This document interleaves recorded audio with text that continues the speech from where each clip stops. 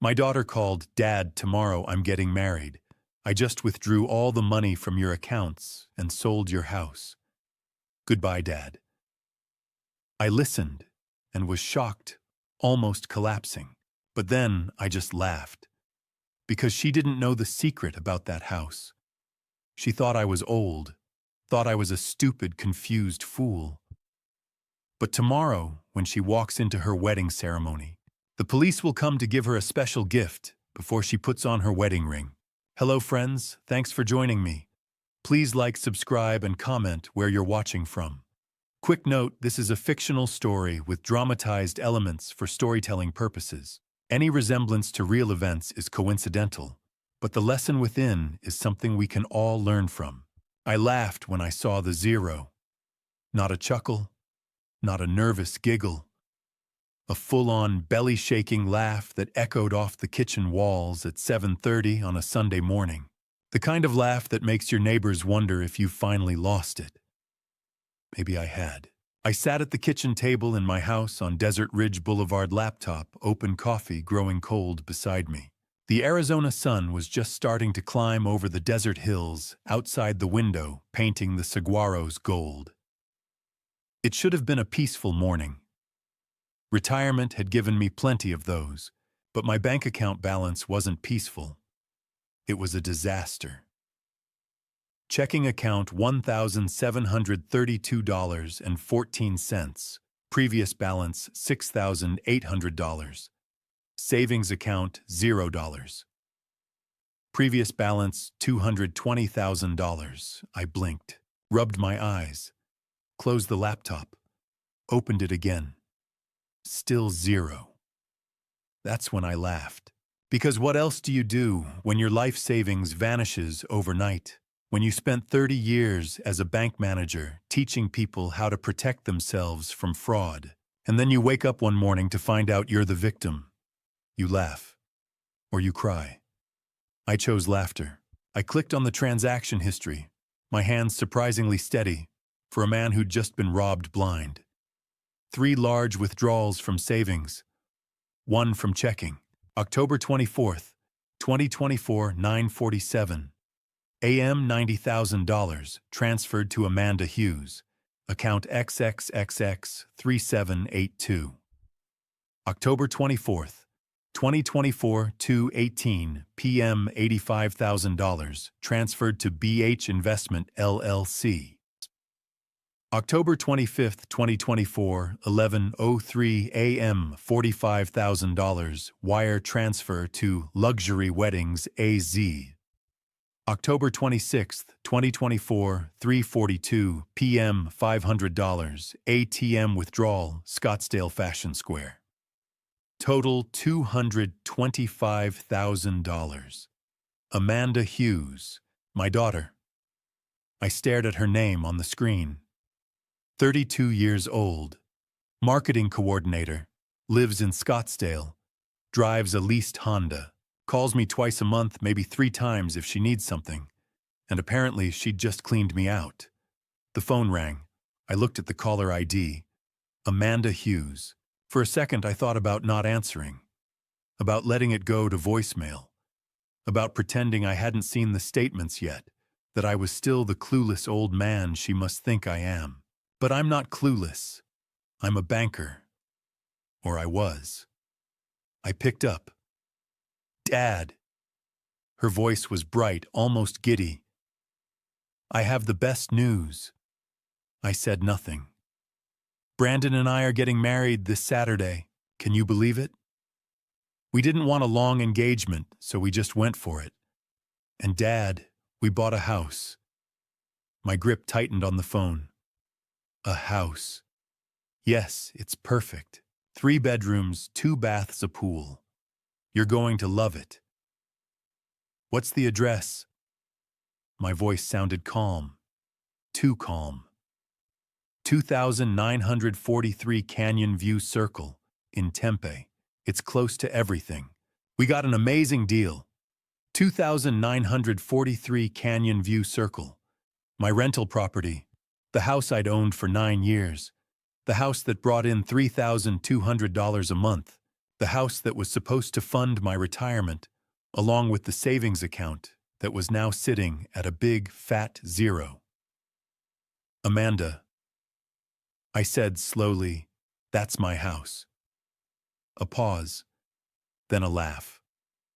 Light, unbothered. I know, Dad. That's the best part. I used the power of attorney you signed. Remember you said I could handle your finances if you were ever sick or couldn't manage things yourself. So I sold the house and we used the money for the down payment. Isn't that great? It stays in the family power of attorney. I didn't remember signing a power of attorney. I would remember something like that. I'd spent 3 decades reviewing legal documents. I knew what a POA looked like. I knew what it meant, and I would never ever give my daughter that kind of control. Amanda, I said, my voice low, I never signed a power of attorney. Another pause, this one longer. Yes, you did, Dad, in September. When you were in the hospital with pneumonia. I brought the forms to you. Insurance paperwork, remember, you signed everything. September. The hospital. Fever of 104.3. 3 days in Banner Desert Medical Center, barely able to lift my head off the pillow. And Amanda visiting me, bringing papers, telling me they were routine. I closed my eyes. Amanda, where did the money from my savings account go? What do you mean, the $220,000? Where is it? I already told you. The house, the wedding. Dad, are you feeling okay? You sound confused. Confused. She thought I was confused. Or maybe she wanted me to think that. I'm fine, I said quietly. I'll call you later. Haturiyuani, wait, Dad. I hung up. The kitchen was silent except for the hum of the refrigerator. I sat there, phone in hand, staring at the laptop screen. $0.00. I thought about Catherine, my wife, the woman who'd sat at this same table 34 years ago, holding a tiny red-faced baby girl in her arms, tears streaming down her face. She's perfect, Catherine had whispered. Warren, she's absolutely perfect. And she was. Amanda was perfect. Smart, funny, stubborn as hell. She looked just like her mother. Catherine passed away 3 years ago. February 14th, 2021. A car accident on I-10 just outside Phoenix. The kind of ordinary tragedy that rips your life apart without warning. Before she went, I'd promised her I'd always protect Amanda, no matter what. Take care of our girl. Catherine had said, her hand in mine. I will, I'd promised. But how do you protect someone from themselves? I looked at the laptop screen again, at the zeros, at my daughter's name on the transaction list. And then I laughed. Not because it was funny, but because I didn't know what else to do. My daughter just stole $250,000 from me, I said out loud to the empty kitchen. And I'm sitting here laughing. I looked at the photo of Catherine on the counter. Her smile, her eyes, the way she'd always believed the best in people, even when they didn't deserve it. Catherine, I whispered, if you're watching, I'm sorry. I failed. I closed the laptop. Outside, the desert morning stretched on golden and quiet. And inside, I sat alone with nothing but a cold cup of coffee and the sound of my own hollow laughter. 45 minutes later, I was still standing at the kitchen window, staring out at the desert. The saguaros stood silent in the morning light, arms raised like they were asking the same question I was. How did I miss this? I'm not supposed to miss things like this. For 30 years, I was the guy people came to when they had questions about money. Warren Hughes, branch manager at Desert Valley Bank in Gilbert. The man who could spot a forged signature from across a desk.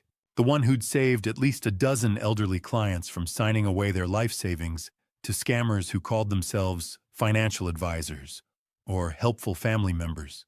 Chulahai, I knew every trick in the book. Fake power of attorney documents, emotional manipulation, urgency tactics. Sign this now, Mom, before it's too late. I'd seen it all, and I'd stopped it all, until now. Now I was the cautionary tale.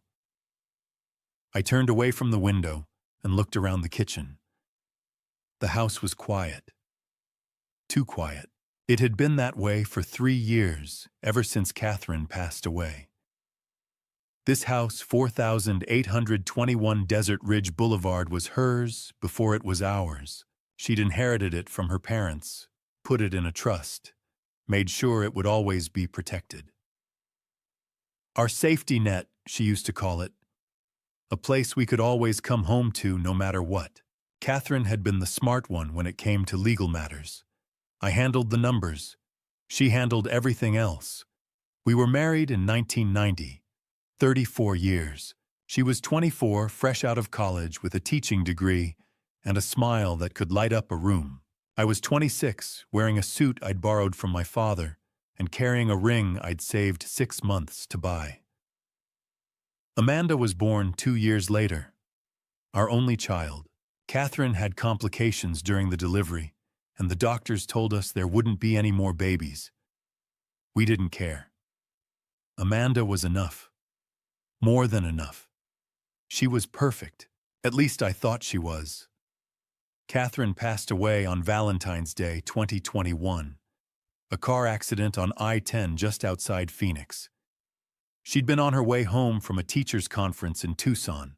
A semi-truck driver fell asleep at the wheel, drifted into her lane. She didn't suffer. That's what they told me. It was instant. I'm not sure that makes it any better. After she was gone, I threw myself into work. But I was 56, tired, and grief makes you careless. I retired in 2022, 2 years earlier than I'd planned. The bank gave me a gold watch and a plaque that said something about dedicated service. I put it in a drawer and haven't looked at it since.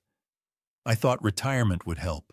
Thought I'd have time to process things, to grieve properly, to figure out how to live without the woman who'd been my partner for more than half my life. Instead, I just got lonelier. Amanda called at first. Once a week, maybe twice.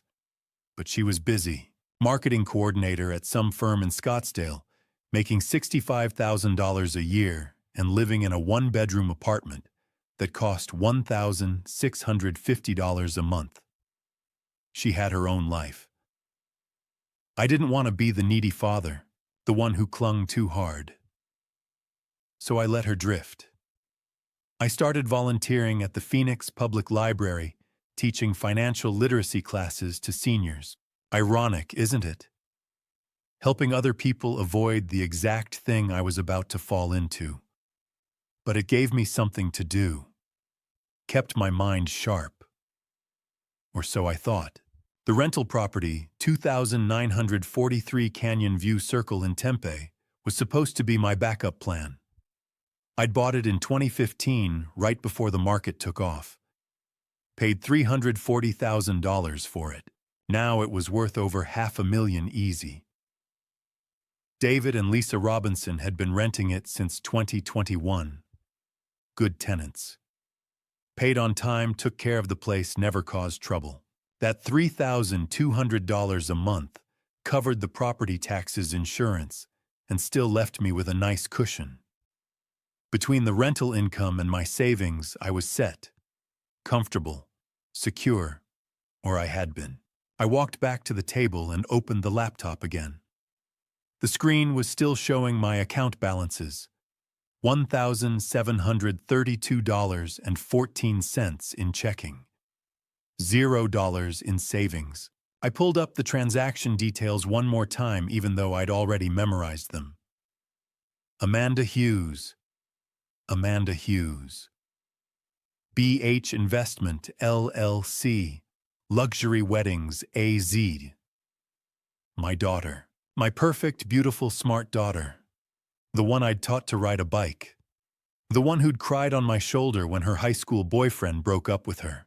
The one who'd stood beside me at Catherine's funeral, holding my hand so tightly, I thought she might never let go. "I'll take care of you, Dad," she'd whispered that day. "I promise." And I'd believed her. I'd believed every word. I closed my eyes and saw Catherine's face. Not the way she looked at the end, but the way she'd looked when Amanda was born. Exhausted, tearful, radiant. "She's perfect, Warren. She's absolutely perfect." "I'm sorry," I whispered to the empty room. "I'm so sorry." I opened my eyes and looked at the laptop again. I'd spent 3 decades teaching people how to avoid this, how to protect themselves, how to recognize the warning signs. And I'd missed every single one, because the person stealing from me was my daughter, and I'd loved her too much to see it coming. I picked up my phone and typed into the search bar Elder Financial Abuse Attorney, Phoenix, Arizona. The first result was James Maxwell Law Firm, 5-star reviews. Specializes in elder abuse, fraud, estate disputes. I stared at the phone number for a long moment. This was it. The point of no return. Once I made this call, there was no going back. No pretending it was a misunderstanding. No hoping Amanda would fix it on her own.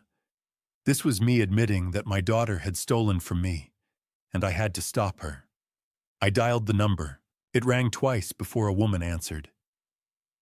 "James Maxwell Law Firm, how can I help you?" I took a breath. "My name is Warren Hughes," I said. "I need help." My voice cracked just a little. "My daughter stole from me. The receptionist said someone would call back within the hour." I hung up and checked the time. 9 o'clock. I was supposed to teach at the library at noon. I wasn't going. I sat at the kitchen table, phone in hand. The house was too quiet. It had been that way for 3 years, but today the silence felt heavier. Without thinking, I opened my Photos app and scrolled. Catherine at the Grand Canyon. Amanda's college graduation. A desert sunset. And then I stopped. A picture from the summer of 1999. Amanda, 8 years old, sitting at this table with crayons scattered everywhere. She was holding up a drawing, grinning with a gap-toothed smile. My daddy the hero. I remembered that day, summer 1999, Scottsdale. Late afternoon, Arizona heat, thick as syrup. I'd just gotten home from the bank, still in my suit, sweat sticking to my shirt. Amanda sat at the kitchen table, bent over a piece of yellow construction paper. Catherine was at the stove making spaghetti, humming. "Daddy, look." Amanda held up her drawing, a stick figure with a cape and a big W on his chest. Me flying through the air, holding a little girl's hand. "You're Superman," she said, beaming. "And I'm your sidekick." Catherine laughed. "Your daughter thinks you're a superhero. Don't let it go to your head." I knelt beside Amanda, loosening my tie. "This is amazing. Can I keep it?" She nodded, serious. "You have to, because you protect me from bad guys." I hugged her, breathing in strawberry shampoo. "I'll always protect you, sweetheart. I promise." "Promise. Promise." She smiled and went back to coloring. Catherine caught my eye from across the room. Her smile said something I didn't understand then. Don't make promises you can't keep. But I thought I could keep that promise forever. I swiped to the next photo. June 2009. Amanda's high school graduation. Desert Vista High School lawn. Amanda in cap and gown, diploma in hand, looking too grown up. Catherine and I stood on either side of her, arms around her shoulders. She was crying. "Thank you for everything," she'd said, voice breaking. "I know I wasn't always easy, but I love you. Both of you. I'm going to make you proud. I promise." I'd laughed. "You already do." "I'm serious, Dad." Catherine kissed her head. "You always have, sweetheart." We took the photo right after. The three of us smiling. Amanda in the middle holding both our hands. She looked so happy. I wondered when that changed. I swiped again, and my chest tightened. February 14th, 2021. Phoenix. This wasn't a photo. It was a memory. Banner Desert Medical Center. ICU, fluorescent lights. Machines beeping. The smell of disinfectant. Catherine was on the bed, eyes closed, peaceful. But she wasn't sleeping. The doctors had already told me. The accident on I-10 had been too severe. She'd already passed, but the machines were still running until I could say goodbye. Amanda stood beside me, gripping my arm. 29 years old, but looking like a child. Small. Scared. Dad, I'm so sorry. It's not your fault. I should have been here more. Called more. I should have... Amanda. I turned to her. She was sobbing. It's not your fault. She threw her arms around me, and we stood there in that cold room while the machines beeped their indifferent rhythm. I'm going to take care of you, she whispered. Just like you took care of Mom and me. I'll be there for you, Dad. I swear. I held her tighter, because I believed her. I closed the photo app. 3 memories. 3 promises. You protect me from bad guys. I'm going to make you proud. I'll take care of you, Dad. I stared at my phone, vision blurring. What happened to that little girl who thought I was Superman? The one who cried at graduation and promised to make me proud? The one who held me in the hospital and swore she'd take care of me? When did she become someone who could steal everything I had? I'd kept that drawing. For years, it hung in my office at the bank. Customers would ask about it, and I'd say, that's my daughter. She thinks I'm Superman. And I'd feel proud. After Catherine passed, I framed it and put it on my dresser next to a photo from Amanda's graduation. You're my hero. I wasn't anybody's hero anymore. Just a 58-year-old man robbed by the person he loved most. I sat there staring at the photo on my screen. Amanda at 8, holding up her drawing, grinning. My daddy the hero. I closed my eyes. I'm sorry, sweetheart. I whispered to the empty kitchen. I'm so sorry. I didn't know who I was apologizing to. Amanda, Catherine, myself. Maybe all 3. The phone rang. I looked down. James Maxwell Law Firm. Mr. Hughes, this is James Maxwell. Can you come to my office today at 2 o'clock? I looked at the clock. 9:15. I'll be there, I said. I sat at the kitchen table for a moment, phone in my hand. 2 o'clock? James Maxwell's office. I had almost 5 hours. I looked at my calendar. Sunday morning. I was supposed to volunteer at the Phoenix Public Library, financial literacy class. I'd been teaching it every other Sunday for 2 years now. Today's topic, how to spot elder financial abuse. The irony would have been funny if it wasn't so painful. I grabbed my keys and headed out the door. By 10 o'clock, I was pulling into the library parking lot. The building was quiet on Sunday mornings, just a handful of people browsing the shelves, a few kids in the children's section. I made my way to the community room and started setting up. Laptop, projector, handouts stacked on the table by the door. Slide 1, elder financial abuse. Warning signs. I stared at the screen and felt something twist in my chest. The seniors would start arriving at 11:30. I had an hour and a half to pull myself together. I sat down in one of the empty chairs and closed my eyes. But all I could see was Amanda. 2021. The year Catherine passed away. For the first few months, Amanda had been there. She called 2-3 times a week. stopped by the house on weekends, helped me sort through Catherine's things, clothes, books, the little ceramic birds she'd collected over the years.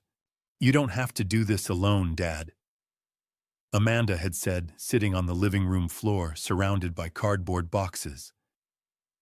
"I'm here." And she was.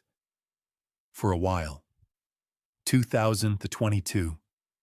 The year I retired. The calls started tapering off. Once a week, maybe. Amanda was busy marketing coordinator at some firm in Scottsdale, pulling in $65,000 a year, but always stressed about rent car payments, credit cards. "I'm sorry I haven't called more, Dad. Work's just been insane." "I understand, sweetheart. You've got your own life."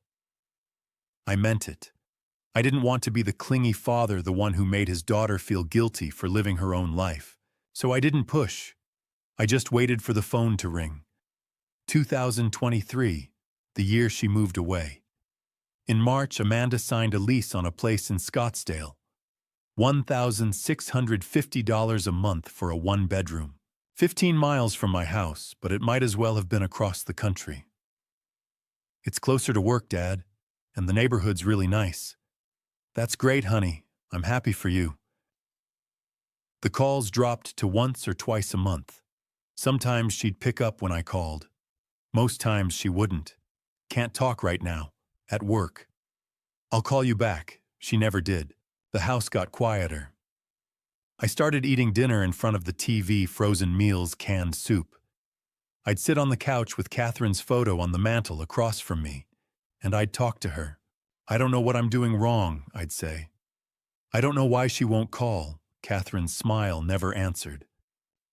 Frank Donovan, my best friend from my days at the bank, stopped by once or twice a month. We'd sit on the back patio, drink beer, talk about the Diamondbacks, anything except what was really going on. "You should call her," Frank said one evening in June. "Just pick up the phone." I do call, she doesn't answer. "Then drive over there. Show up." "I'm not going to ambush my own daughter, Frank." He'd shrugged. "Suit yourself. But sitting here waiting isn't working either." He was right. But I didn't listen. Early 2024, the year everything changed. By spring, Amanda and I were barely speaking. A text here and there. Short, distant. "Happy birthday, Dad." "Thanks, sweetheart." "Love you." No phone call. No visit. I told myself it was normal. She was 32 years old. She had her own life, her own problems. I couldn't expect her to drop everything for her widowed father, but the loneliness was suffocating.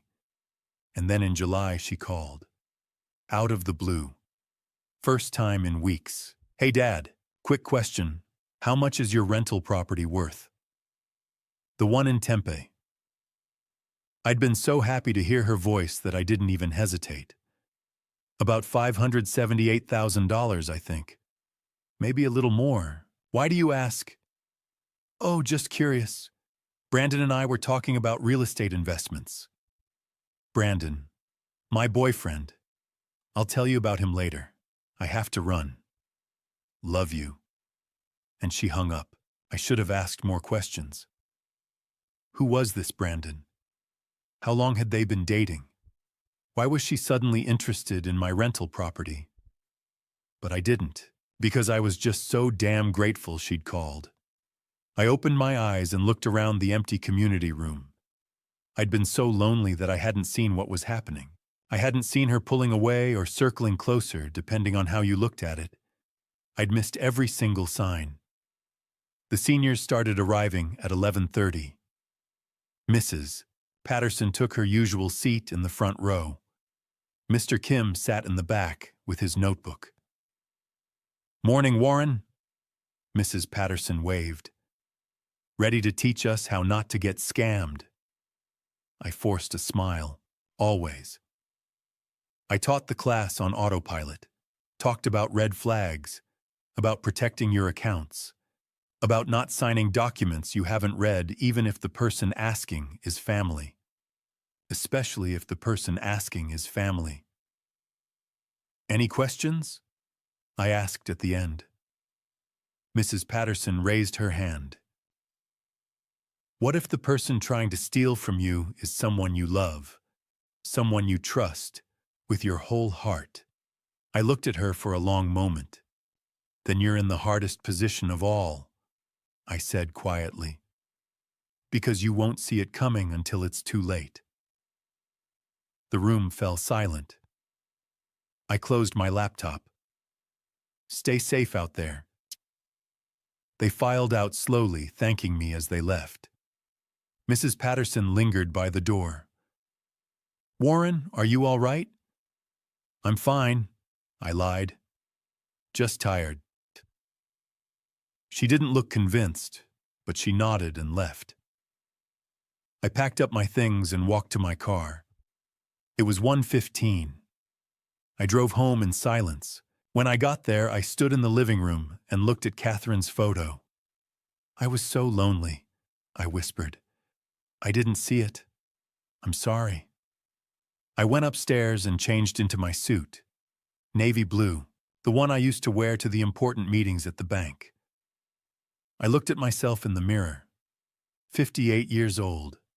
Tired, but still standing. I grabbed my laptop, my phone, and the folder of bank statements I'd printed that morning. At 1:45, I walked out the door. It was time to stop being a victim. It was time to be Warren Hughes again. James Maxwell's office was on the 3rd floor of a building on Camelback Road. Floor-to-ceiling windows, leather chairs, a desk made of dark wood. I sat across from him, folder of bank statements in my lap. He'd listened quietly while I walked him through everything. The withdrawals, the forged power of attorney, the rental house. Now he leaned back in his chair and looked at me. Tell me about your daughter's boyfriend, he said. When did you first meet him? I took a breath. April, this year. Walk me through it.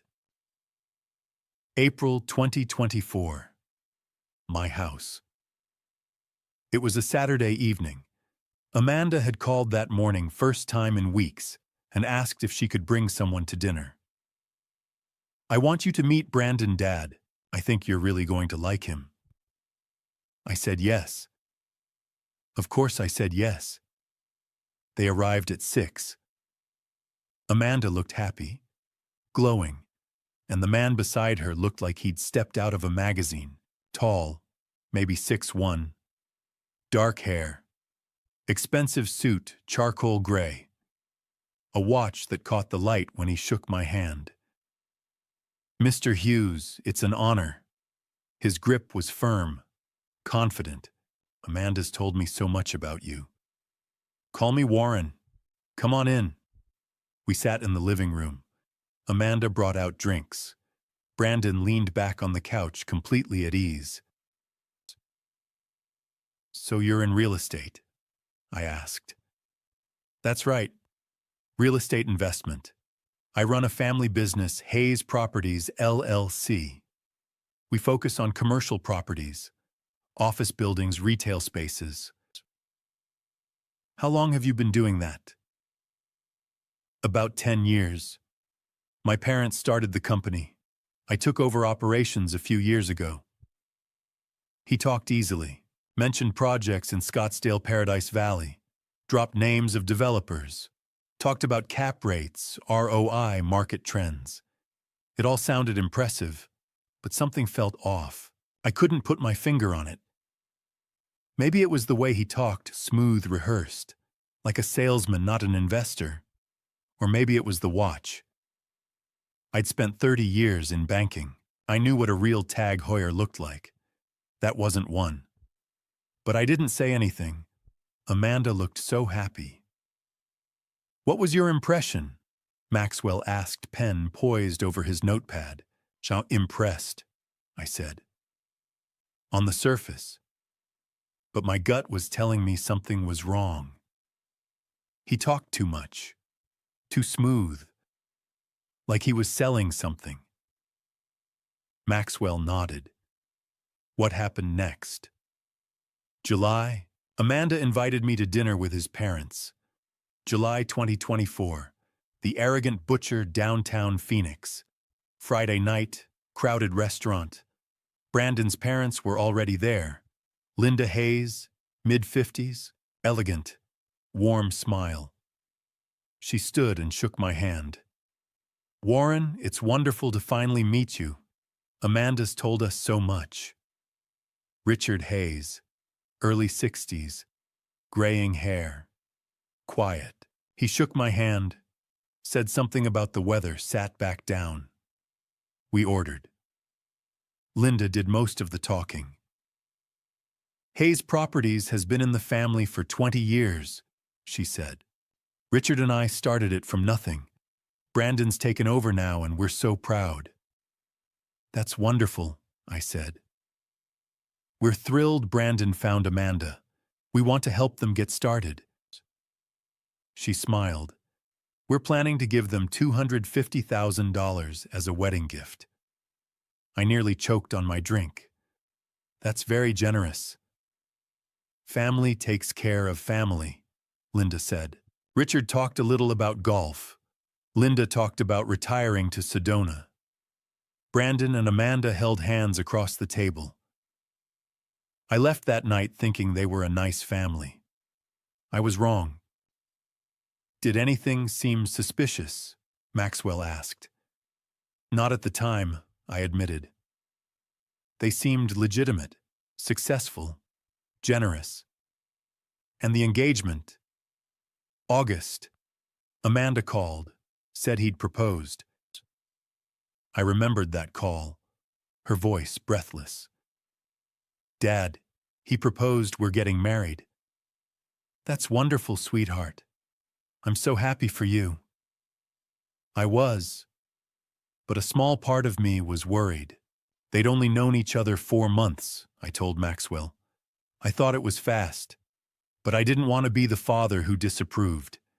I didn't want to push her away. So I said nothing.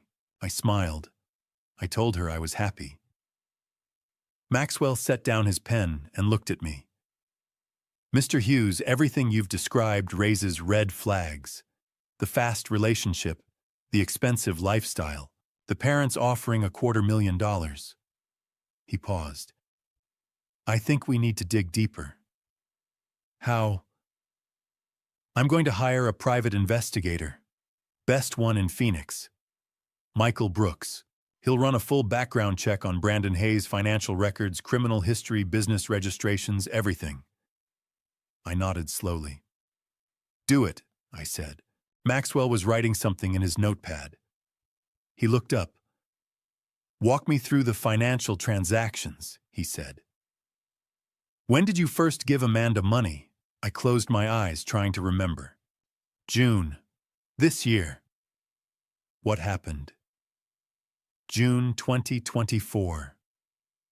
Amanda called on a Tuesday afternoon. I was in the backyard watering the desert plants Catherine had loved. "Dad, I have an amazing opportunity." Her voice was excited, breathless. "I want to open a children's boutique in Scottsdale." "A boutique?" "Yes. High-end kids' clothing, toys, accessories. Brandon's been helping me with the business plan. His parents think it's a great idea." I felt a flicker of doubt. Amanda had never mentioned wanting to open a business before. "That sounds like a big undertaking," I said carefully. "I know, but Dad, this could really work. I've done the research. The market's there. I just need an investor." "How much are you looking for?" A pause. $50,000. I nearly dropped the hose. "Amanda, that's a lot of money." "I know. But think of it as an investment. I'll pay you back with interest. Brandon says we could see returns within a year." Brandon says. "I don't know, honey. Let me think about it." "Dad." Her voice shifted. Softer now. "Mom always told me to follow my dreams. She believed in me. Don't you?" And there it was. The one thing I couldn't argue with. Catherine would have wanted me to support our daughter.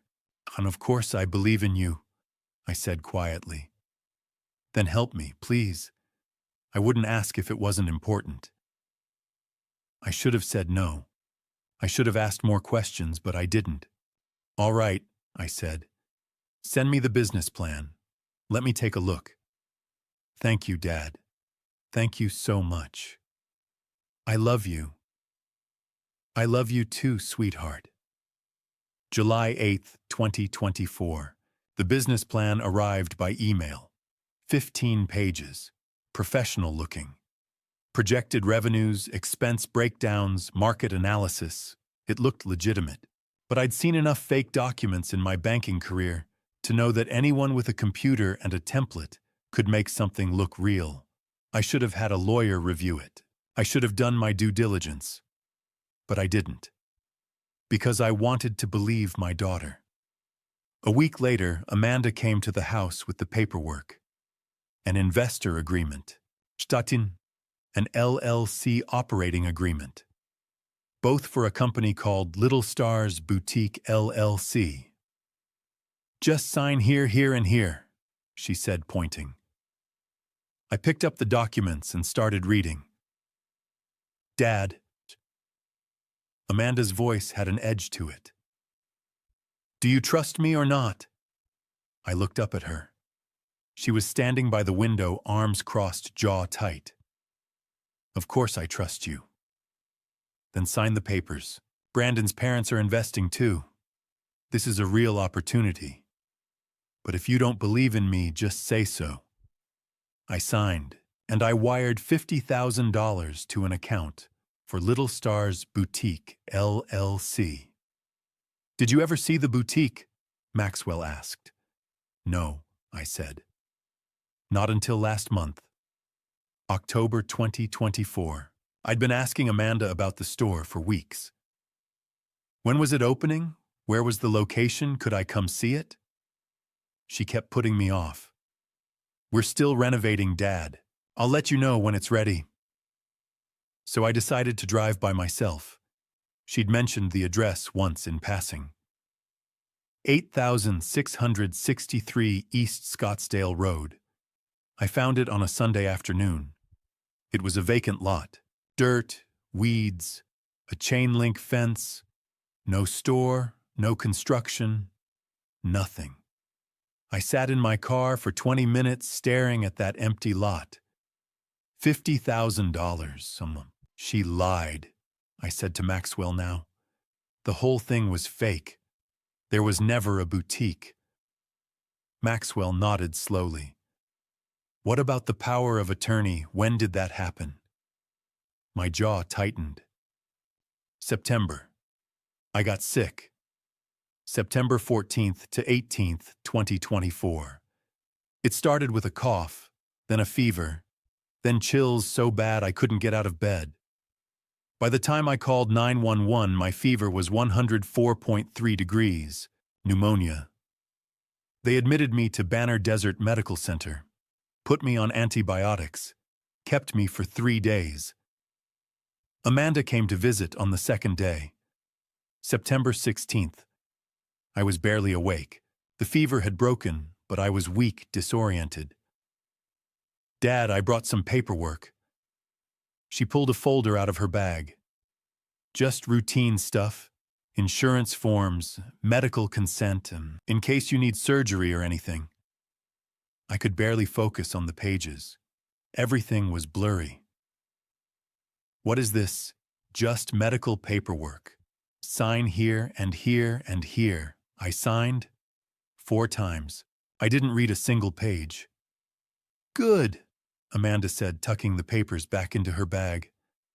I'll take care of everything, Dad. Don't worry. And she left. I didn't think about it again until last week, when I pulled up the bank records and saw the withdrawals. It wasn't medical paperwork, I told Maxwell. It was a power of attorney, financial, real estate, bank authorization, everything. And the notary. Margaret Phillips, that's the name on the documents. But I looked her up. Her notary license expired on August 30th, and according to her daughter, she was in Sacramento visiting family on September 16th. She was never at that hospital. Maxwell was writing rapidly now. So the notary signature was forged. Yes. And you had no idea what you were signing? No, I was barely conscious. I trusted her. The room was quiet for a moment. Maxwell set down his pen and looked at me. Mr. Hughes, your daughter scammed you twice. The fake business investment and the fraudulent power of attorney. That's $50,000 in direct theft, plus the $225,000 she took using the POA, and the attempted sale of your rental property for $578,000. I felt sick. I was a fool, I said quietly. No. Maxwell's voice was firm. You were a father who loved his daughter. There's a difference. I didn't respond, because I wasn't sure he was right. We'll freeze the sale of the rental house, Maxwell continued. And we'll file fraud charges, criminal charges, against both Amanda and Brandon. Both of them.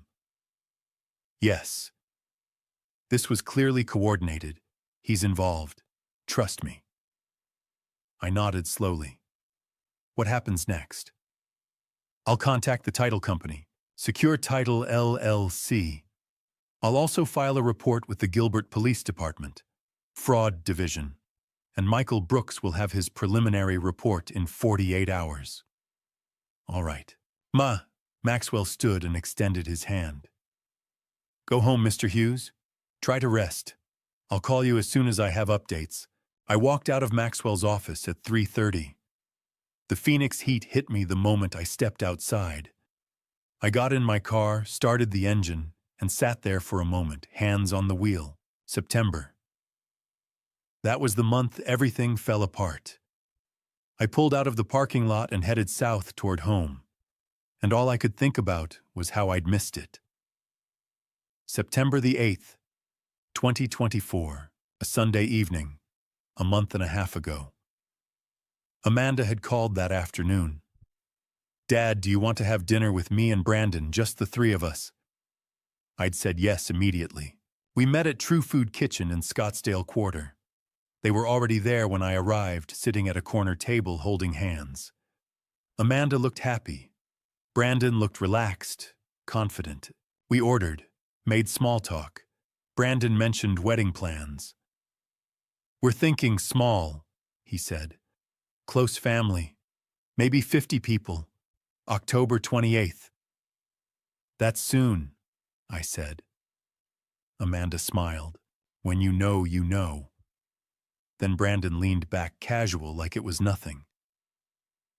Amanda mentioned you have a rental property in Tempe. Yeah, 2,943 Canyon View Circle. What's it worth? Around $578,000. He nodded. Good investment. We're thinking about getting into real estate ourselves. I didn't think anything of it. I should have. September 14th, 2024. It started Friday morning. A cough, then a fever. By Sunday, I couldn't get out of bed. My fever hit 104 degrees. I called 911. They took me to Banner Desert Medical Center. Pneumonia. Severe. 4 antibiotics. They said I'd be there a few days. I don't remember much from the first 2 days. Just fever. Machines beeping. Nurses checking vitals. Amanda didn't visit. Didn't call. September 16th, 2024. She showed up Monday afternoon. I was in bed half asleep, barely able to keep my eyes open. The fever had broken that morning, but I was still weak. Foggy. Dad. I opened my eyes. Amanda was standing beside the bed holding a folder. Hey, sweetheart, I mumbled. You came. Of course. She sat down. How are you feeling? Tired, but better. Good. She opened the folder. I brought some paperwork, just routine stuff, insurance forms, medical consent, in case you need surgery. I blinked at the papers, the words blurred. What is this? Hospital paperwork. You know how it is. They need signatures for everything.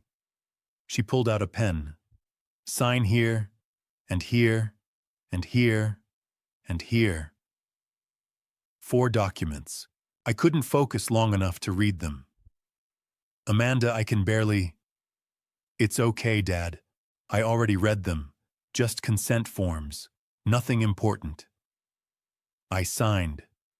4 times. I didn't read a single word. September 22nd, 2024. I came home from the hospital on the 20th.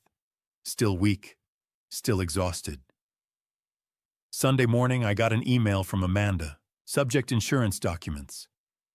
Please keep for records attachment 4 PDFs. I opened my laptop. Saw the email, saw the attachments, and I deleted it. I was too tired to care. I figured if it was important, she'd tell me. I never opened those files. October 27th, 2024. Now. I pulled into my driveway at 4 o'clock. The house was quiet. The way it always was. I sat in the car, staring at the front door. She'd planned it. The dinner on September 8th, where Brandon asked about the rental property. The hospital visit on September 16th, when I was too weak to think. The email on the 22nd, when I was too tired to care. She'd waited until I was at my weakest. Then she'd struck. The hospital visit wasn't about checking on me. It was about getting my signature. I got out of the car and walked inside. The living room was dim. I hadn't opened the curtains in days. I walked to the mantel and stopped. Catherine's photo sat in its silver frame. Our anniversary 5 years before she passed. She was smiling, radiant. I picked it up. You always said Amanda was smart, I whispered. You were so proud. Straight A's, full scholarship. You'd tell people she could do anything she set her mind to. My throat tightened. I just wish you'd warned me, I said quietly, that she'd use it against me. I was still holding Catherine's photo when the phone rang. I set the frame back on the mantel and looked at my phone. Unknown number. I almost didn't answer, but something made me pick up. Hello. Warren. A woman's voice, familiar, but I couldn't place it. Yes. It's Rebecca Thompson, from Desert Valley. My old bank, the branch where I'd worked for 25 years. Rebecca, hi. I tried to keep my voice steady. What's going on? Warren, I'm calling because I saw some unusual activity on your accounts. Large withdrawals. I wanted to make sure it was really you. My chest tightened. What withdrawals? Let me pull up the records. I heard typing. Okay. Here we go. I sat down on the couch, phone pressed to my ear. October 24th, 9:47 in the morning. $90,000 transferred from your savings account to an account under the name Amanda Hughes. Account number ending in 3782. I closed my eyes. October 24th, 2:18 in the afternoon. $85,000 from savings transferred to an account listed as BH Investment LLC. BH, Brandon Hayes. October 25th, 11:03 a.m. $45,000 wire transfer to a company called Luxury Weddings AZ. The wedding. My money. Paying for their wedding. And October 26th, 3:42 in the afternoon, $500 cash withdrawal from an ATM at Scottsdale Fashion Square. The card used was registered to Amanda Hughes as an authorized user on your checking account. Rebecca paused. Warren, that's a total of $225,100 in 3 days. Did you authorize these transactions? No.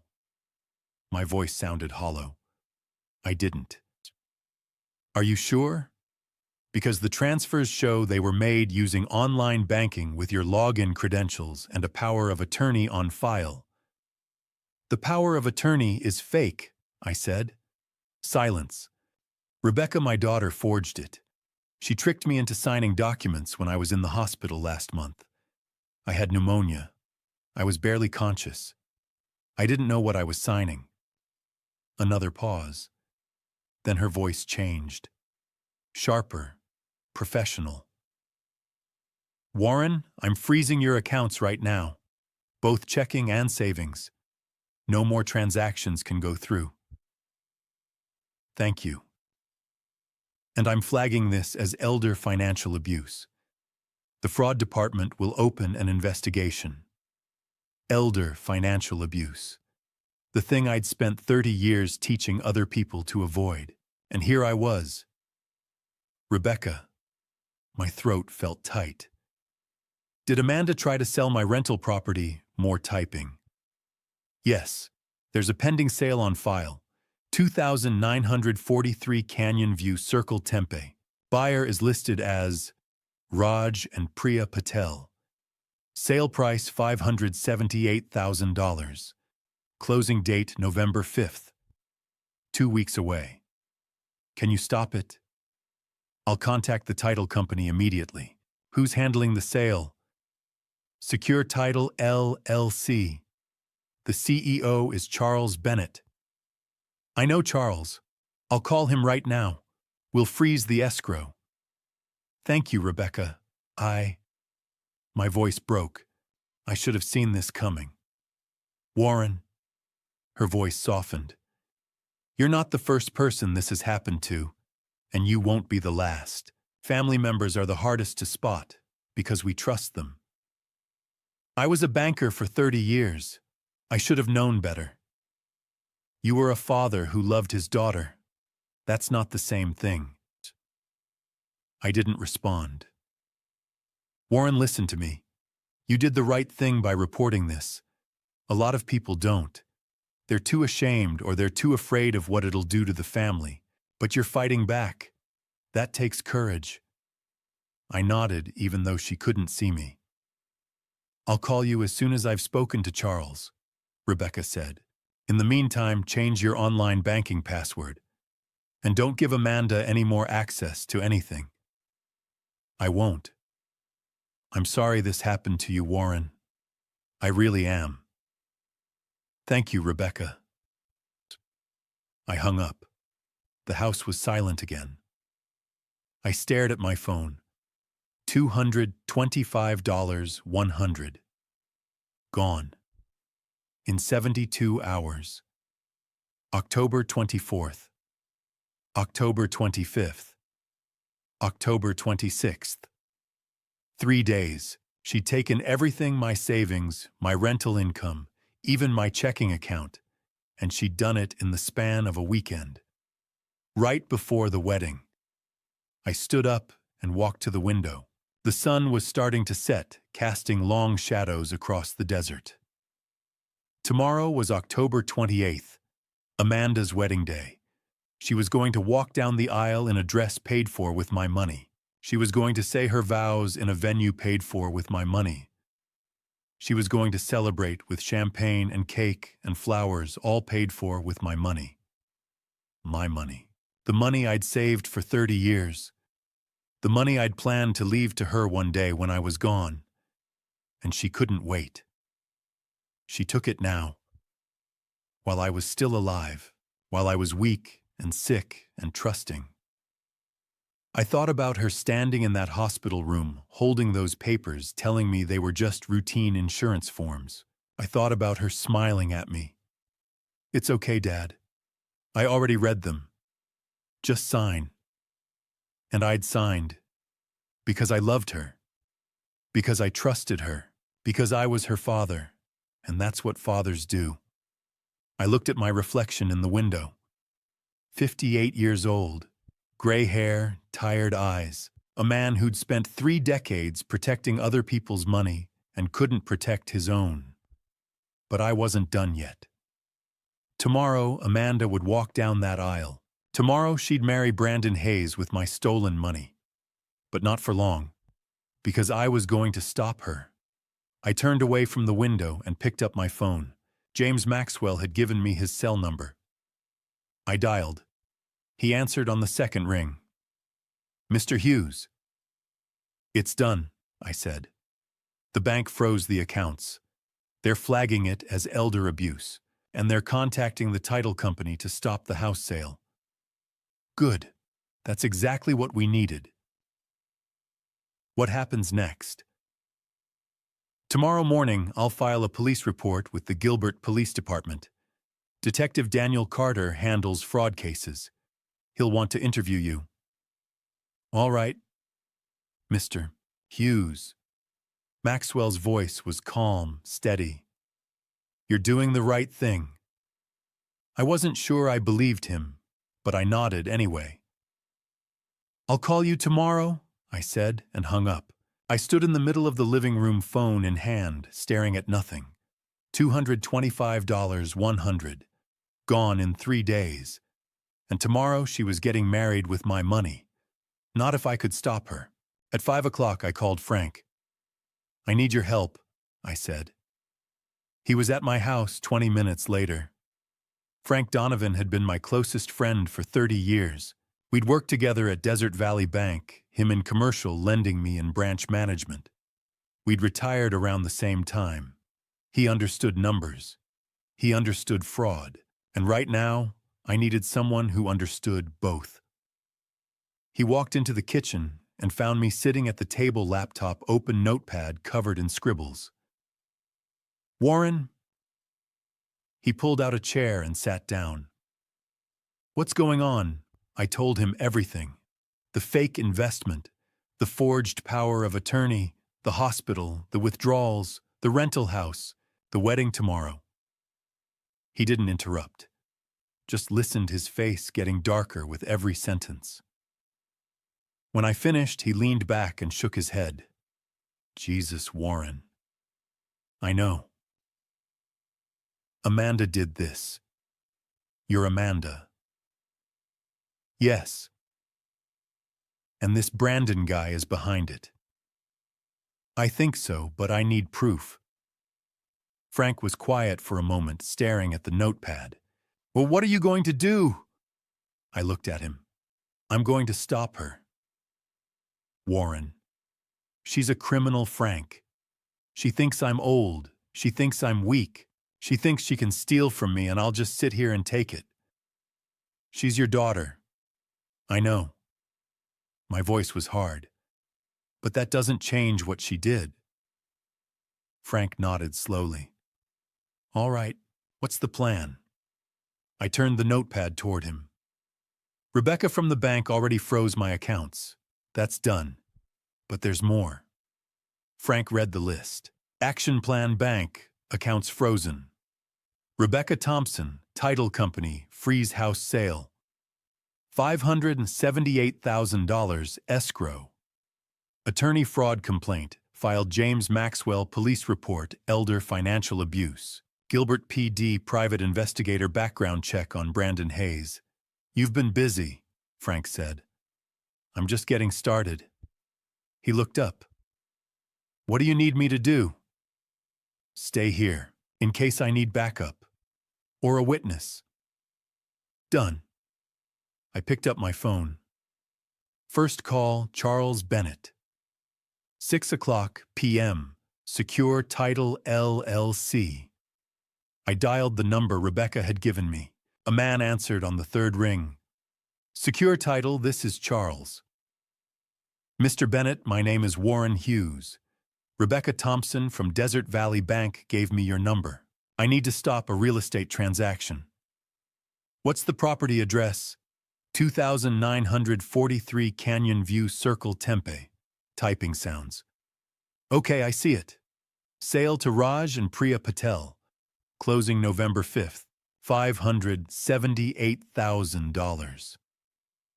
What's the issue? My daughter is trying to sell that property without my permission. She used a forged power of attorney. Silence. Mr. Bennett, I have bank statements showing fraud. I have an attorney filing a complaint. And I'm about to file a police report. The POA is fake. The notary's license was expired. The notary wasn't even in Arizona on the date listed. Do you have proof? Yes, I can send you everything. More typing. All right, Mr. Hughes, I'm freezing the escrow account. The $578,000 will not be released until this is resolved, and I'm flagging the transaction as disputed. Thank you. I'm sorry this happened to you. Me too. I hung up and looked at Frank. One down. He nodded. What's next? Police, 7:00 p.m., Gilbert Police Department. The station was quiet on a Sunday evening. I walked up to the front desk and told the officer I needed to file a report for elder financial abuse. She led me to a small room. A detective joined us 10 minutes later. Detective Daniel Carter. Mid-40s, sharp eyes, calm demeanor. Mr. Hughes. I'm Detective Carter. I handle fraud cases. Tell me what happened. I walked him through everything.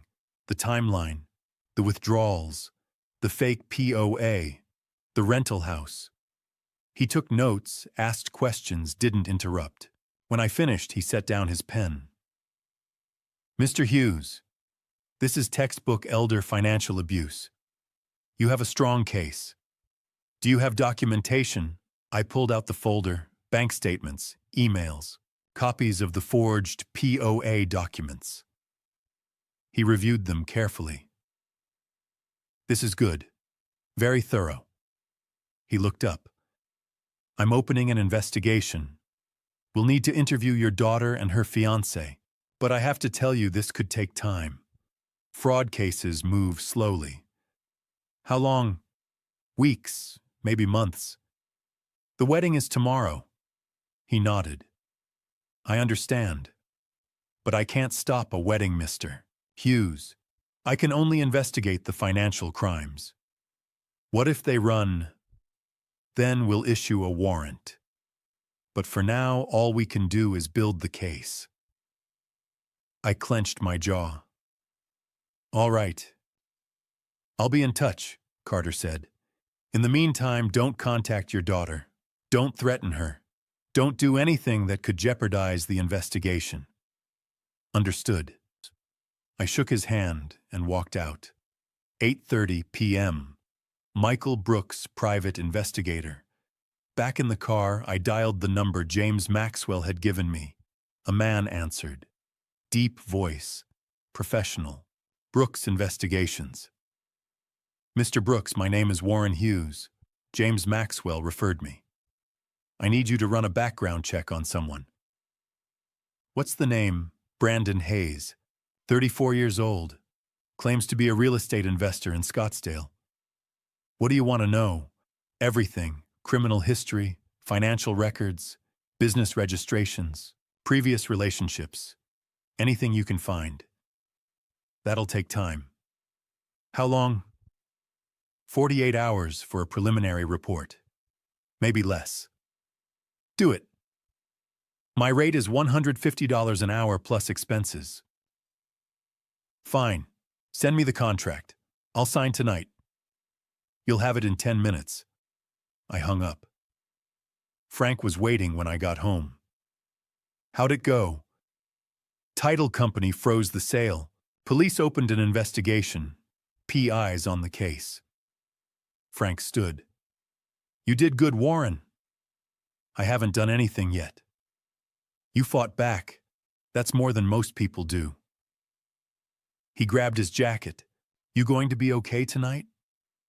Yeah. Call me if you need anything. Thanks, Frank. He left. The house was quiet again. I walked to the mantel and picked up Catherine's photo. I couldn't protect you, I whispered. But I can protect myself. And maybe somehow I can still protect Amanda. From herself. I set the photo down and looked at the clock. 9 o'clock. Tomorrow was the wedding. Amanda thought she'd won. Thought she'd gotten away with it. She had no idea what was coming. I turned off the lights and headed upstairs. Tomorrow the real fight would begin. I didn't sleep that night. By 9 o'clock the next morning, I was back in James Maxwell's office. Wedding day. October 28th, 2024. Maxwell was at his desk, coffee in hand, reviewing documents. He looked up when I walked in. "Mr. Hughes, how are you holding up?" "I'm fine. I wasn't fine." He gestured to the chair. I sat. "The police opened an investigation," I said. "Detective Carter, Fraud Division." "Good. That's exactly what we need." And the title company froze the escrow. $578,000. Charles Bennett confirmed it last night. Maxwell nodded. "We're building a strong case, but there's one more thing we should do." "What?" "Call Amanda." I stared at him. "Warn her," he said. "Give her one last chance to make this right. If she returns, the money cooperates with the investigation, it could reduce the charges against her. She won't listen. Maybe not. But if you warn her and she ignores you, it strengthens our case. It shows she had knowledge of the fraud and chose to proceed anyway." I looked out the window at the Phoenix skyline. And if I don't call, then she goes to prison without ever knowing she had a choice. I closed my eyes. She was my daughter. Even after everything, she was still my daughter. "All right," I said. "I'll call." Maxwell slid his phone across the desk. "Use mine, in case she's blocked your number." I picked it up and dialed. It rang 3 times. Then Amanda answered. "Hello." Her voice was bright, happy. She didn't recognize the number. "Amanda," I said. "It's me." Silence. "Dad." Her tone shifted, colder. "What do you want?" "We need to talk. I'm getting ready for my wedding. This isn't a good time." "Amanda, listen to me. I know what you did. The power of attorney, the withdrawals, the house sale." A pause. "I don't know what you're talking about." "Don't lie to me. I was a banker for 30 years. I know fraud when I see it. You gave me that power of attorney. You signed it. You forged the notary. Margaret Phillips's license expired on August 30th, and she was in Sacramento on September 16th, the day you claim she witnessed my signature." Silence. "Amanda, I hired a private investigator. I know about Brandon. He's not who you think he is." "What are you talking about?" "He has a daughter, Chloe, 4 years old. Her mother is Melissa Rodriguez, a dental hygienist in Tempe. Brandon owes $42,000 in child support. There's a warrant for his arrest." "That's not your lying." "His parents aren't his parents. Linda and Richard Hayes. They're actors, Denise Crawford and Alan Porter. He paid them $4,500 to pretend to be his family." I heard her breathing on the other end. Fast, panicked. "Amanda, Brandon is a con artist. He's done this before. He scammed 2 other women, Michelle Torres in Denver, $95,000. Jennifer Adams in San Diego, $67,000. He targets women with money, gains their trust, and disappears." "You're making this up." Her voice was rising now. "You hate Brandon. You never wanted me to be happy." "That's not true." "You're jealous." You've been alone for 3 years, and you can't stand that I found someone. Amanda, please listen. No. She was yelling now. You listen to me. You've always blamed me for Mom. You think it's my fault she's gone. You've always blamed me. I've never blamed you. Yes, you have. She was crying now. Angry, broken sobs. You stopped calling. You stopped visiting. You made me feel like I wasn't enough, like I could never replace her. Amanda, I'm done with you, Dad. Don't call me. Don't come to my wedding. I don't want you in my life anymore. The line went dead. I sat there, phone still pressed to my ear, staring at nothing. Maxwell was watching me, his expression carefully neutral. I set the phone down. My hands were shaking. She hung up, I said quietly. I heard. Frank Donovan, who'd been sitting quietly in the corner, stood and walked over. He put a hand on my shoulder. Warren. She chose him, I said. My voice sounded hollow. She chose a con artist over her own father. She's scared, Frank said, and he's manipulated her. That's what con artists do. Then I'll have to save her, I said, even if she hates me for it. Maxwell opened a drawer and pulled out a folder. He slid it across the desk. The PI report came in this morning, faster than expected. I looked at the folder. Brandon Hayes, full background investigation. Michael Brooks, private investigator. October 28th, 2024. I opened it.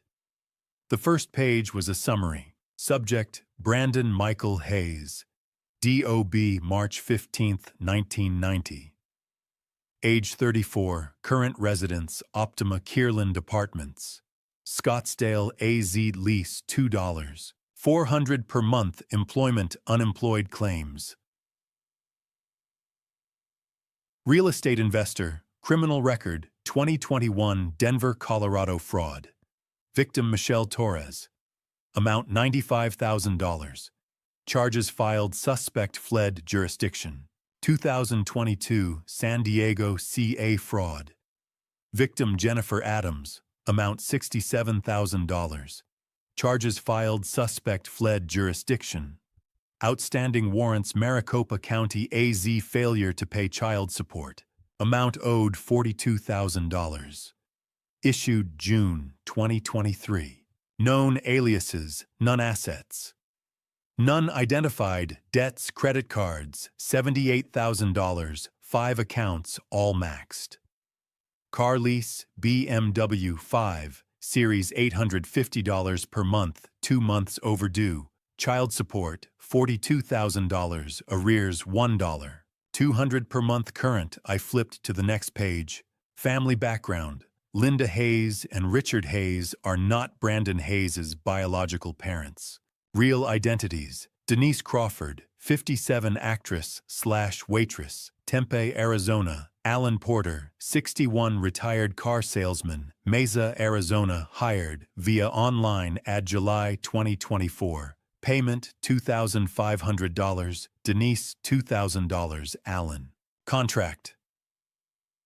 Attend 2 dinners, pose as parents. PI interviewed both. Both confirmed arrangement. Provided contracts, text messages, payment receipts. I looked up at Maxwell. He's done this before. Yes. And Amanda has no idea. Not yet. I closed the folder. What happens now? Now. Maxwell leaned forward. Now we wait. The wedding will happen. Brandon will think he's gotten away with it. And then when they least expect it, we move. How long? A few days. Maybe a week. Detective Carter needs time to gather evidence, interview witnesses. But when we move fast. I stood. I should go. Mr. Hughes. Maxwell's voice stopped me at the door. You did the right thing. Calling her. Warning her. She may not see it now, but one day she will. I didn't respond, because I wasn't sure he was right. I walked out into the bright Phoenix morning. Somewhere across the city, my daughter was getting married. To a man who'd stolen my money. To a man who'd lied to her about everything, and there was nothing I could do to stop it. Not today, but soon. I went home. What else was I supposed to do? I couldn't go to the wedding. Amanda had made that clear. So I sat at my kitchen table, opened the PI report, and started reading. 37 pages. Brandon Michael Hayes. Full Background Investigation by Michael Brooks. Private Investigator. October 28, 2024. Page 1 Summary. I'd already read this part in Maxwell's office. Brandon Hayes, 34 years old. Unemployed. Criminal record. Outstanding warrants. But the details were in the rest of the report. Page 3. Criminal history.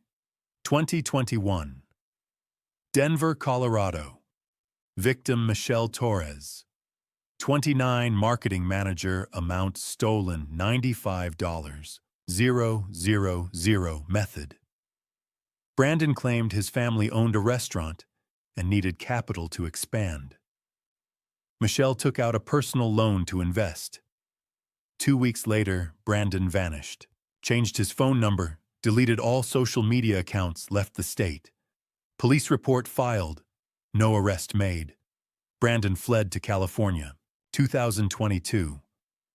San Diego, California victim Jennifer Adams, 32, nurse amount, stolen $67,000 method.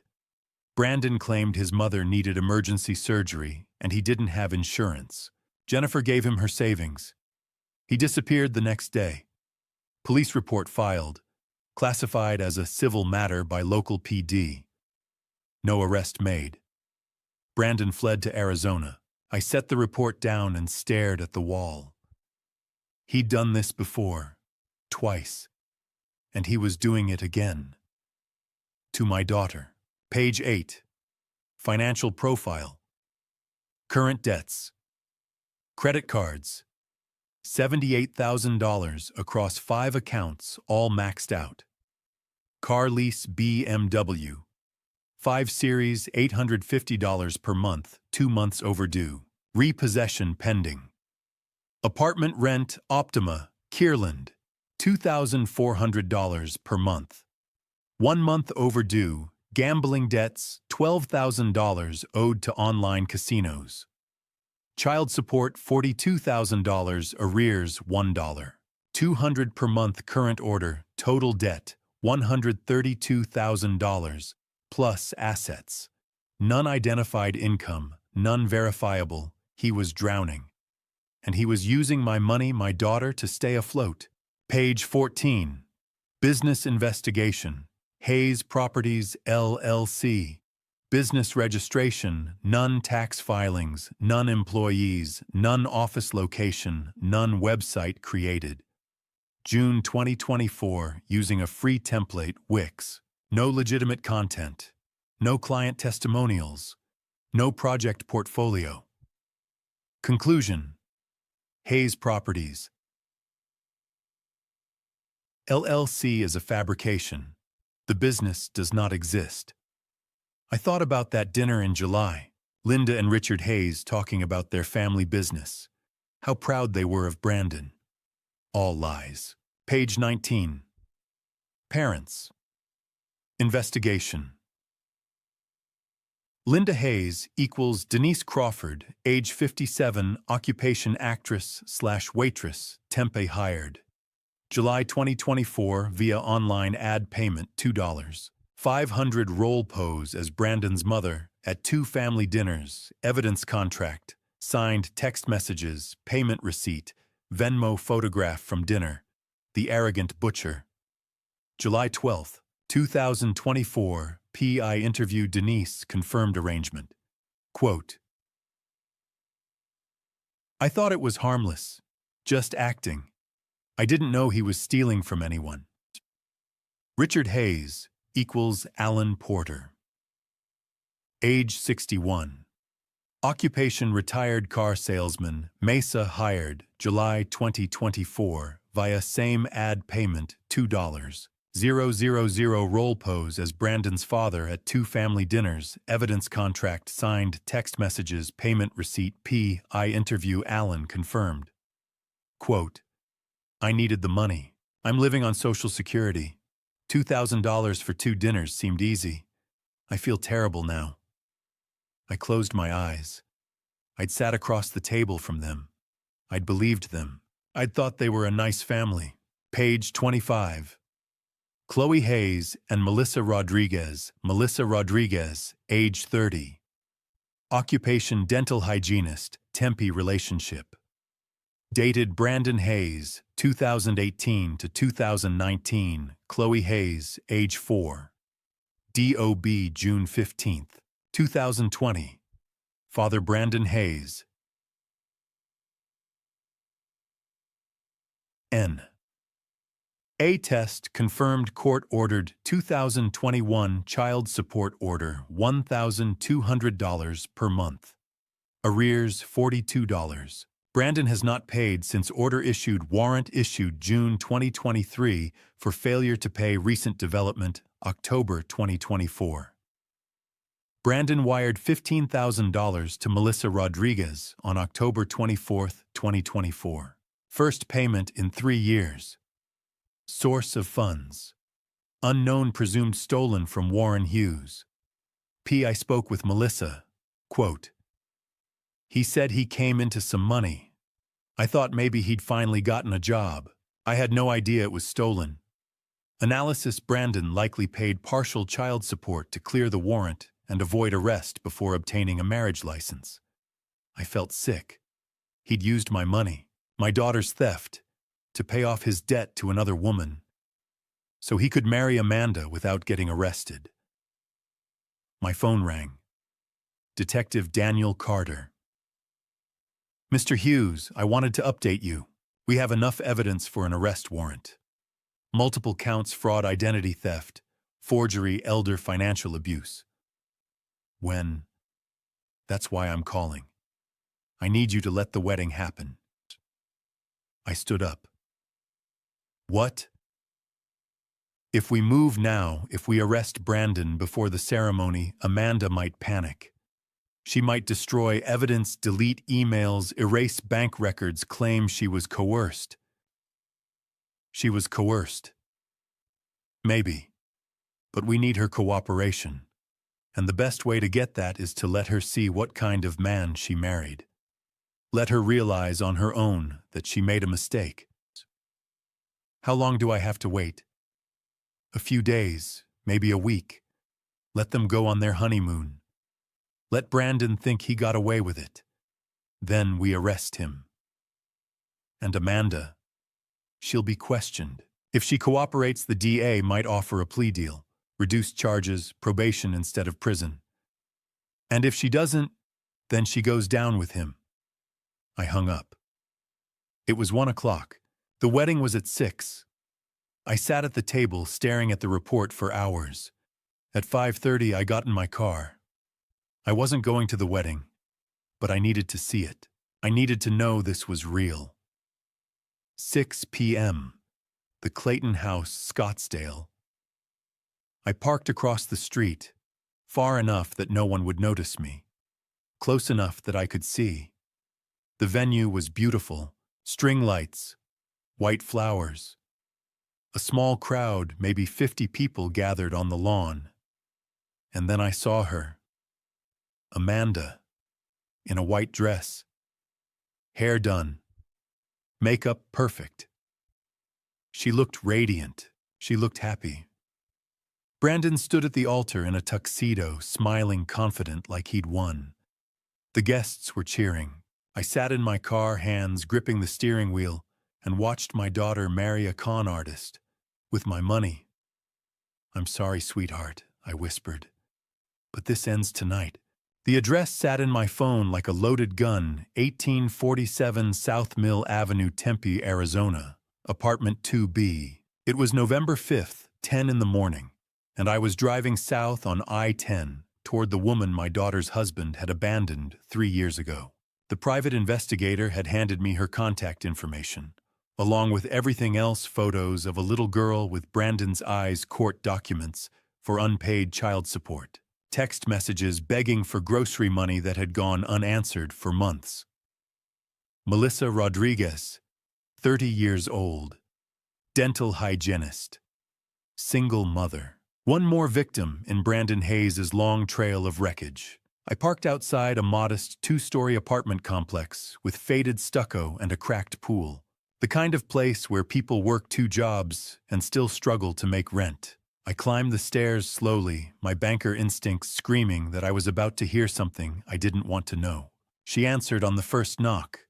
Melissa was petite, with dark hair pulled into a ponytail and tired eyes that looked older than 30. She wore scrubs, pale blue, the kind you see in dental offices, and held the door halfway open, cautious. "Mr. Hughes." "Yes. Thank you for agreeing to meet." She stepped aside. "Come in." The apartment was small but clean. A kid's drawing taped to the fridge, a basket of laundry on the couch, the faint smell of toast. In the corner, a little girl sat on the floor coloring with crayons. 4 years old, dark curls, Brandon's sharp jawline and his mother's soft eyes. "Chloe." "She's beautiful," I said quietly. Melissa's expression softened just a fraction. "She's my whole world." We sat at a small kitchen table. Melissa poured 2 cups of coffee, her hands steady but her voice brittle.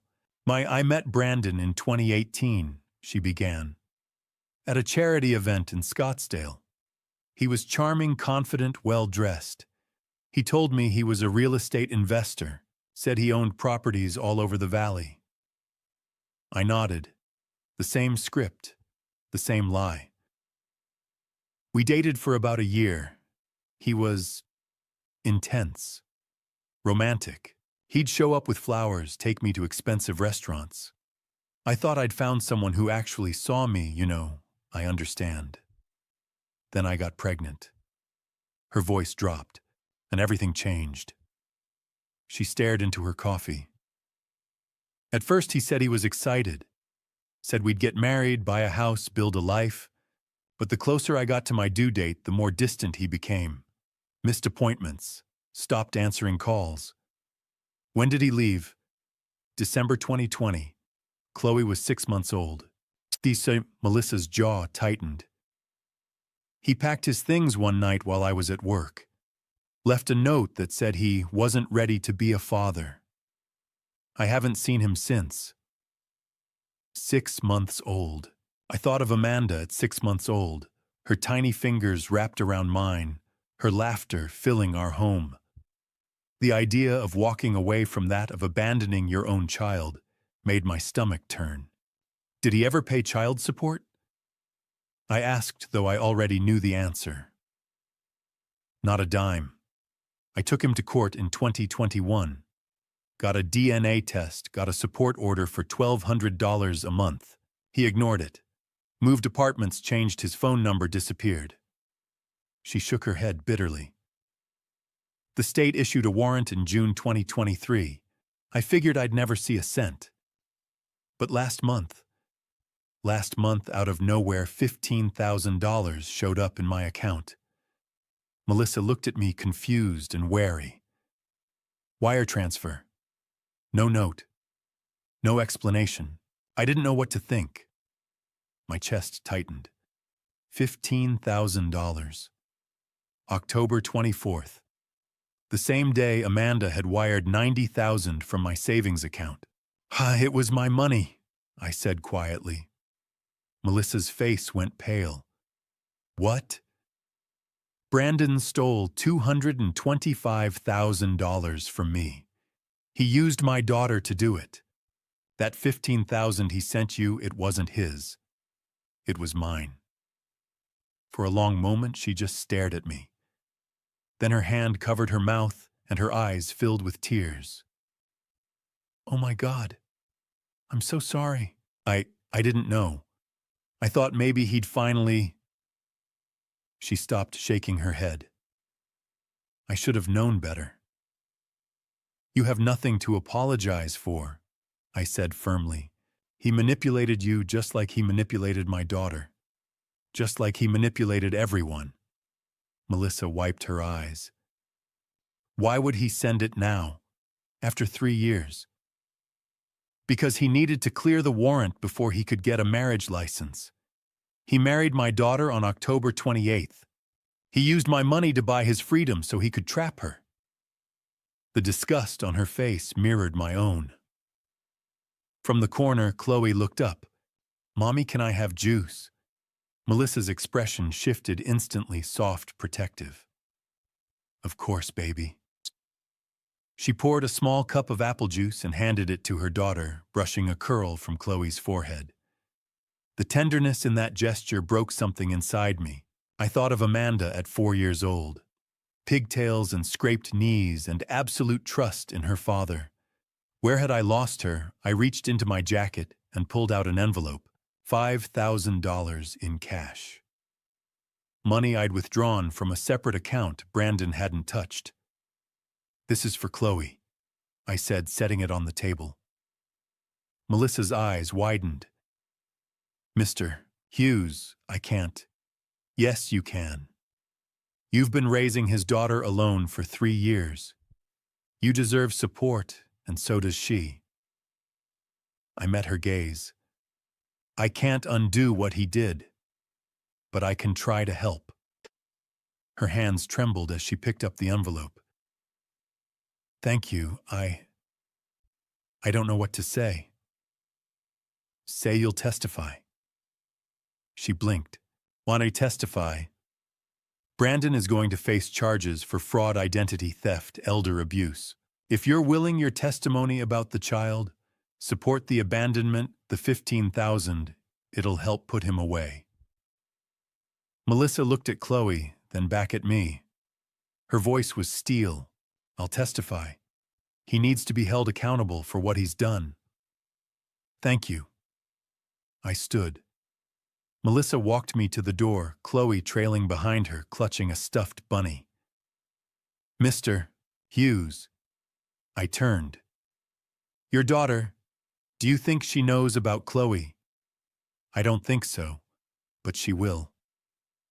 Melissa nodded slowly. I hope she's okay. I hope she gets out before he destroys her too. So do I. I drove home in silence, hands tight on the wheel. Brandon Hayes wasn't just a con man. He was a destroyer of families. He left Melissa alone with a baby. He drained my life savings. He manipulated my daughter into betraying her own father, and he almost succeeded. But not anymore. Because now I had Melissa. I had the bank records. I had the evidence. And I wasn't going to let him destroy one more family. The call came on Friday night, 3 days after I met Melissa and Chloe. I was sitting in my kitchen, the same chair I'd occupied the morning I discovered the empty accounts, when my phone buzzed. Amanda's name lit up the screen. I let it ring twice before I answered. Hello, Amanda. Her voice was ice. We need to talk. No greeting, no pretense, just cold, surgical hostility. I'm listening. You need to drop the lawsuit. You need to call the bank and unfreeze the accounts. And you need to call the title company and release the escrow on the house. I leaned back in my chair, letting the silence stretch. Or Brandon and I will file a petition with the court to have you declared incompetent. We'll request a psychological evaluation, a guardianship hearing, and if necessary, we'll have you committed to a memory care facility. My stomach twisted, but I kept my voice steady. A memory care facility. That's right. Her tone was clipped, rehearsed. You're 58 years old. You're showing signs of confusion, paranoia, memory loss. You signed documents you claim you don't remember. You're making wild accusations against your own family. A judge will see that. I heard Brandon's voice in the background, low and smooth, coaching her. How much does a facility like that cost? I asked quietly. Around $8,500 a month. Don't worry, we'll make sure you're comfortable. $8,500 a month. For the rest of my life. Locked away, stripped of my autonomy while they drained whatever was left. It was a good plan. Clean. Legal. Cruel. You've thought this through, I said. We have. Her voice sharpened. So here's what's going to happen. You're going to admit you made a mistake. You're going to apologize. And you're going to make this right. Or you'll destroy me. Or we'll protect you, she corrected. From yourself. I closed my eyes and thought of Catherine. Thought of the little girl who used to draw pictures of superheroes. Thought of Melissa Rodriguez holding a 4-year-old child Brandon had abandoned. And I thought, enough. Amanda, before you do that, there are a few things you should know about your husband. I don't want to hear. In 2021, Brandon defrauded a woman named Michelle Torres in Denver. He convinced her to invest $95,000 in a fake restaurant. She lost her retirement savings. Silence. In 2022, he did it again. Jennifer Adams, San Diego, $67,000. He told her his mother needed surgery. There was no mother. No surgery. That's a lie. Your in-laws, Linda and Richard Hayes. Their real names are Denise Crawford and Alan Porter. They're actors. Brandon paid them $4,500 to pretend to be his parents at that dinner in July. I heard her breath catch. And the best part, Amanda Brandon has a 4-year-old daughter. Her name is Chloe. Her mother is Melissa Rodriguez, a dental hygienist in Tempe. He hasn't paid a dime of child support in 3 years. He owes $42,000. There's a warrant out for his arrest. You're lying. He sent Melissa $15,000 on October 24th, the same day you wired $90,000 from my savings account. He used my money to clear the warrant so he could marry you. Stop it. He's a con man, Amanda. He's been running this scam for years, and you helped him do it. Brandon. Her voice turned away from the phone, sharp and panicked. Brandon, what is he talking about? What daughter? What actors? I heard Brandon's voice, distant but fast, trying to control the narrative. Baby, he's lying. He's trying to... Who the hell is Melissa Rodriguez? Amanda, listen to me. Who is Denise Crawford? The line exploded into shouting. Amanda's voice, shrill and furious. Brandon's voice louder, defensive, scrambling. I heard something crash, a glass, maybe a plate, and then the call cut off. I set the phone down on the table and stared at it. 30 seconds later, it rang again. Unknown number. I answered. Hello, Mr. Hughes. A woman's voice. Older. Shaky. This is Denise Crawford. I sat up straight. Ms. Crawford, I need to talk to you. About Brandon. I'm listening. She took a breath. It sounded like she'd been crying. I didn't know. When he hired me, I didn't know what he was doing. He said it was a prank. A surprise for his girlfriend. He said her real parents had passed away, and he wanted to give her a family experience before he proposed. And you believed him. I'm an actress, Mr. Hughes. I take gigs where I can get them. $2,500 for one dinner, it seemed harmless. Her voice cracked. But then I saw the news. I saw your name. I saw the lawsuit. And I realized I helped him steal from you. You did. I'm so sorry. She was crying now. I have a father. He's 73. If someone did this to him, I'd... She stopped. I want to make this right. I'll testify. I'll give you everything, the contract, the text messages, the Venmo receipts. Whatever you need. I exhaled slowly. Thank you, Miss Crawford. I'm sorry, she whispered again. I'm so sorry. The line went dead. I sat there in the dark, phone in hand, the weight of the last 2 weeks pressing down on my chest like a stone. A knock at the door. I didn't move. Another knock. Warren, it's Frank. Open up. I let him in. Frank Donovan took one look at me and steered me back to the kitchen table. He didn't ask questions. He just made coffee, set a mug in front of me, and sat down. She called, I said finally. Amanda. She threatened to have me declared incompetent, put me in a memory care facility. $8,500 a month. Frank's jaw tightened. Jesus. Then I told her about Chloe, about Melissa, about the fake parents. I looked at him. She didn't know Frank. She had no idea. And now she does. I nodded. Frank leaned forward, his voice low and firm. Listen to me. You didn't destroy her marriage. You didn't ruin her life. You're saving her life. She doesn't see it that way. Not yet, but she will. He gripped my shoulder. Brandon Hayes is a predator. He was going to bleed her dry and leave her with nothing. You stopped him. I looked down at my coffee. I just wish it didn't have to be like this. I know.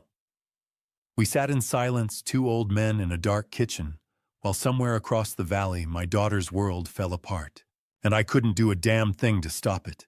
Sunday morning, November 10th. James Maxwell's office was quiet. The hallways empty except for the hum of the air conditioning and the distant sound of traffic on Camelback Road. I sat across from Maxwell at his desk, a yellow legal pad between us covered in names and notes. Frank Donovan sat to my right, arms crossed, his face set in grim determination. Let's go through the witness list one more time, Maxwell said, tapping his pen against the pad. Preliminary hearing is in 6 days. We need everyone locked in. I nodded. Go ahead. Denise Crawford, he began. Also known as Linda Hayes, she's agreed to testify about the fake parent scheme. She'll bring the contract Brandon gave her, the text messages and the Venmo receipts, showing he paid her $2,500. She called me Friday night, I said. She sounded genuinely remorseful. Good. Remorse plays well in court. Maxwell made a note. Alan Porter, Richard Hayes. Same deal. $2,000. He's on board. Between the two of them, we can prove Brandon fabricated his entire family background. Frank leaned forward. What about the women he scammed before? Michelle Torres, Denver, 2021. $95,000 stolen through a fake restaurant investment scheme. She's willing to testify via Zoom. Maxwell flipped a page. Jennifer Adams, San Diego, 2022. $67,000. Same story, fake crisis, fake urgency, real money. She'll also testify remotely. I felt a flicker of gratitude toward these women. They didn't have to come forward. They could have stayed silent, buried. The shame moved on. But they chose to speak.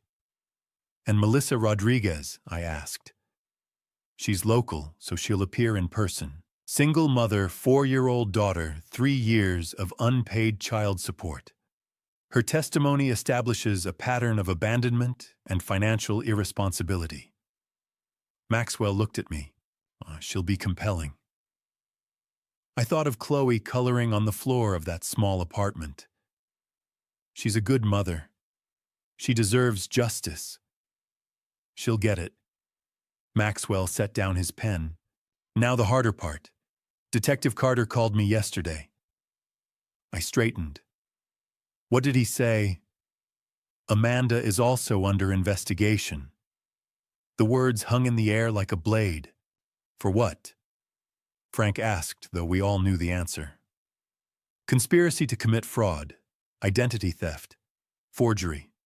She directly withdrew funds from your accounts using the forged power of attorney. She signed the documents. She facilitated the sale of the rental property. Maxwell's voice was clinical, detached. The state has enough evidence to charge her as a co-conspirator. My chest tightened. How much time? If convicted, 18 months to 3 years. 3 years. My daughter. In prison. Jesus. Frank muttered. Maxwell leaned back in his chair. But the prosecutor is willing to offer a deal.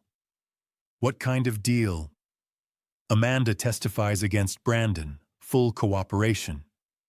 She provides documentation, communications, anything that ties him to the fraud.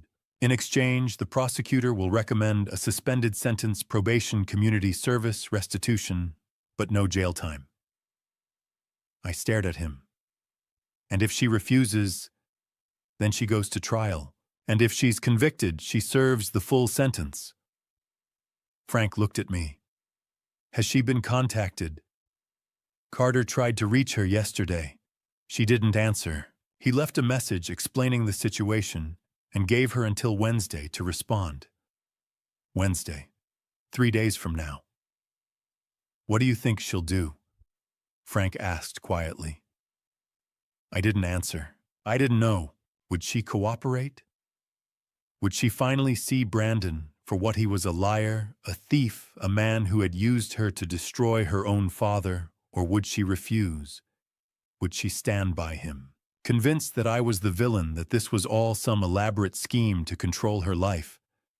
I thought of the girl who used to hold my hand crossing the street, the girl who drew pictures of superheroes, the girl who promised to take care of me after her mother passed.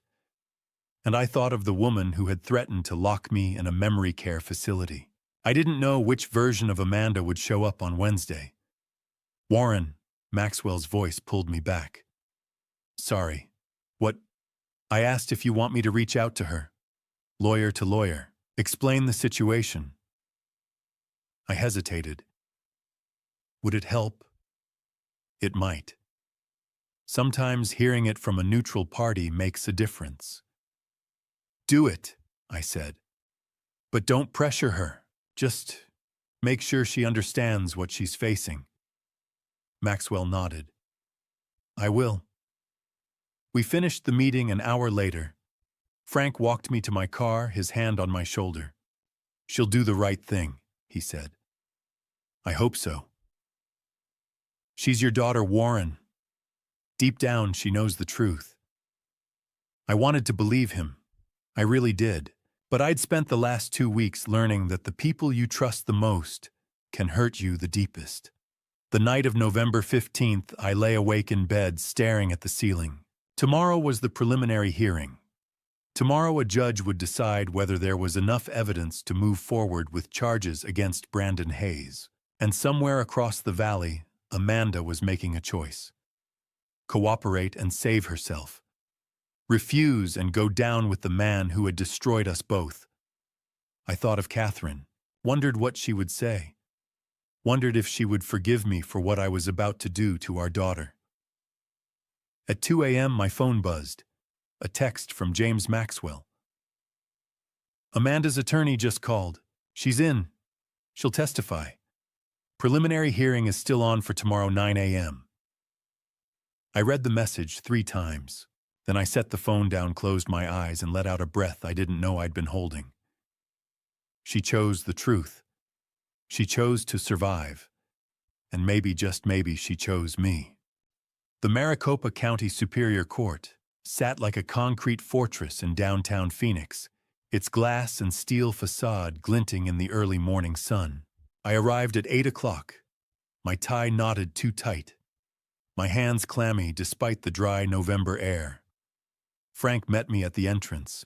He didn't say anything, just clapped me on the shoulder and walked beside me through security, through the lobby, up the elevator to the 3rd floor. James Maxwell was waiting outside courtroom 3C, briefcase in hand, his expression calm and professional. Ready? He asked. I nodded, though I wasn't sure I was. Brandon's already inside. He was transferred from the 4th Avenue jail this morning. And Amanda? Maxwell's face tightened. She's not coming. My stomach dropped. What do you mean she's not coming? She said she'd testify. She will, but not today. This is just the preliminary hearing. The judge will decide if there's enough evidence to proceed to trial. Amanda's testimony comes later. He paused. She asked to stay away from the courthouse today. She's struggling. I wanted to ask more, but the bailiff opened the door and called us inside. The courtroom was smaller than I expected. Wood-paneled walls, fluorescent lights, rows of empty benches. A handful of people sat scattered in the gallery, journalists, I guessed, or curious onlookers. I took a seat in the front row, Frank beside me, Maxwell at the prosecutor's table, and then they brought him in. Brandon Hayes. He wore an orange jumpsuit, his hands cuffed in front of him, his hair disheveled, his face pale and unshaven. Gone was the polished confidence, the expensive suit, the Tag Heuer watch. He looked smaller now, diminished. But when his eyes found mine, they burned with rage. He stared at me across the courtroom, his jaw clenched, his expression promising violence. I held his gaze and didn't look away. You did this to yourself, I thought. Not me. The bailiff announced the judge, Honorable Margaret Finch, a woman in her 60s with steel-gray hair and a no-nonsense demeanor. She took her seat, opened a file, and looked at Brandon without a trace of sympathy.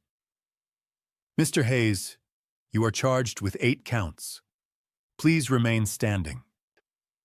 Brandon stood, his public defender, a tired-looking man in an ill-fitting suit, beside him.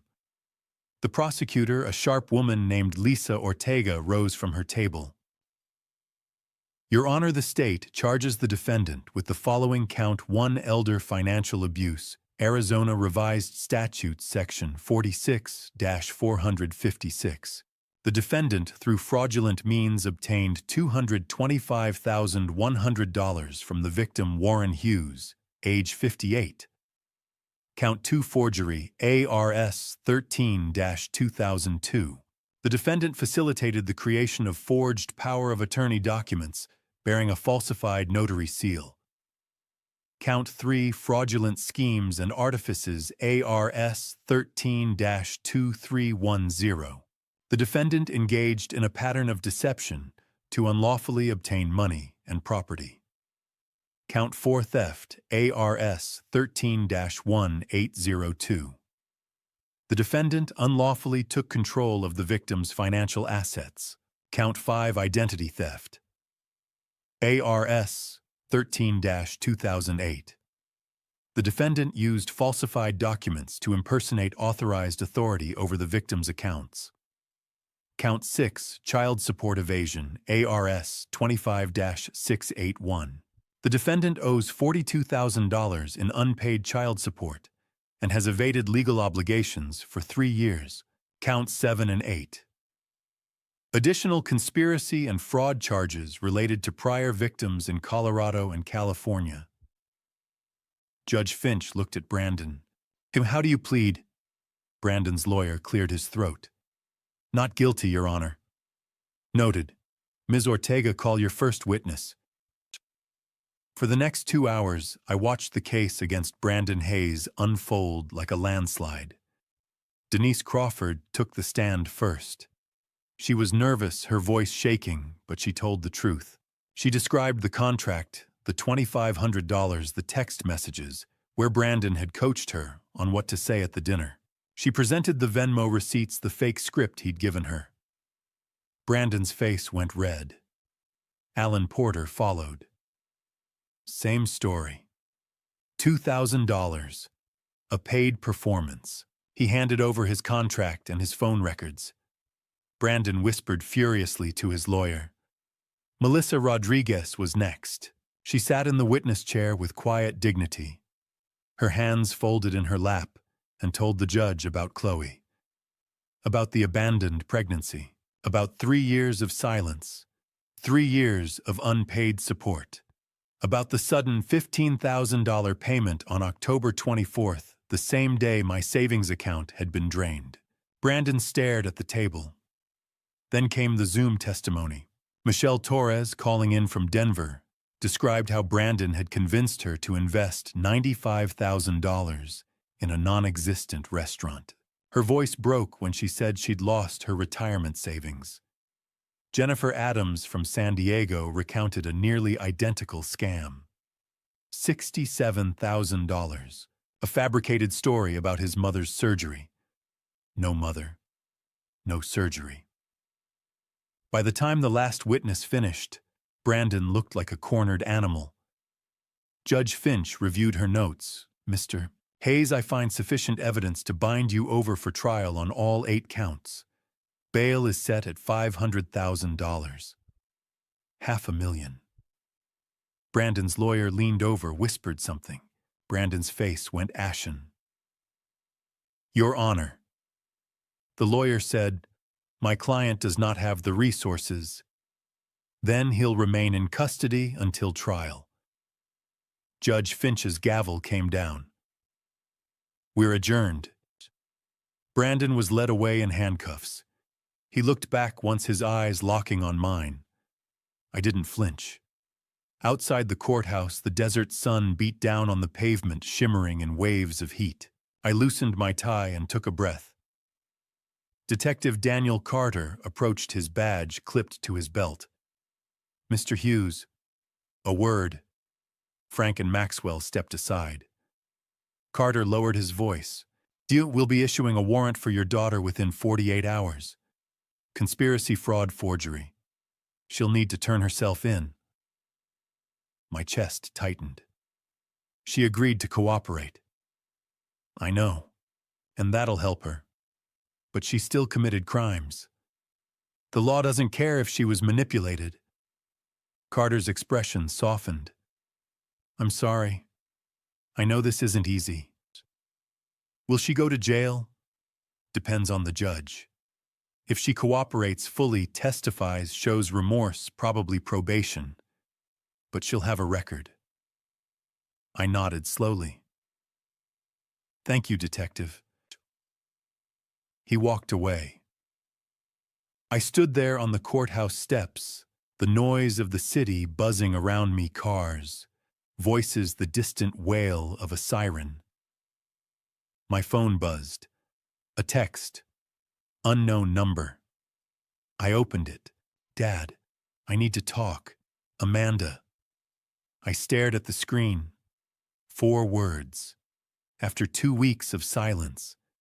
After threats lies theft. Dad. I need to talk. Frank stepped beside me. What is it? I showed him the message. He exhaled slowly. What are you going to do?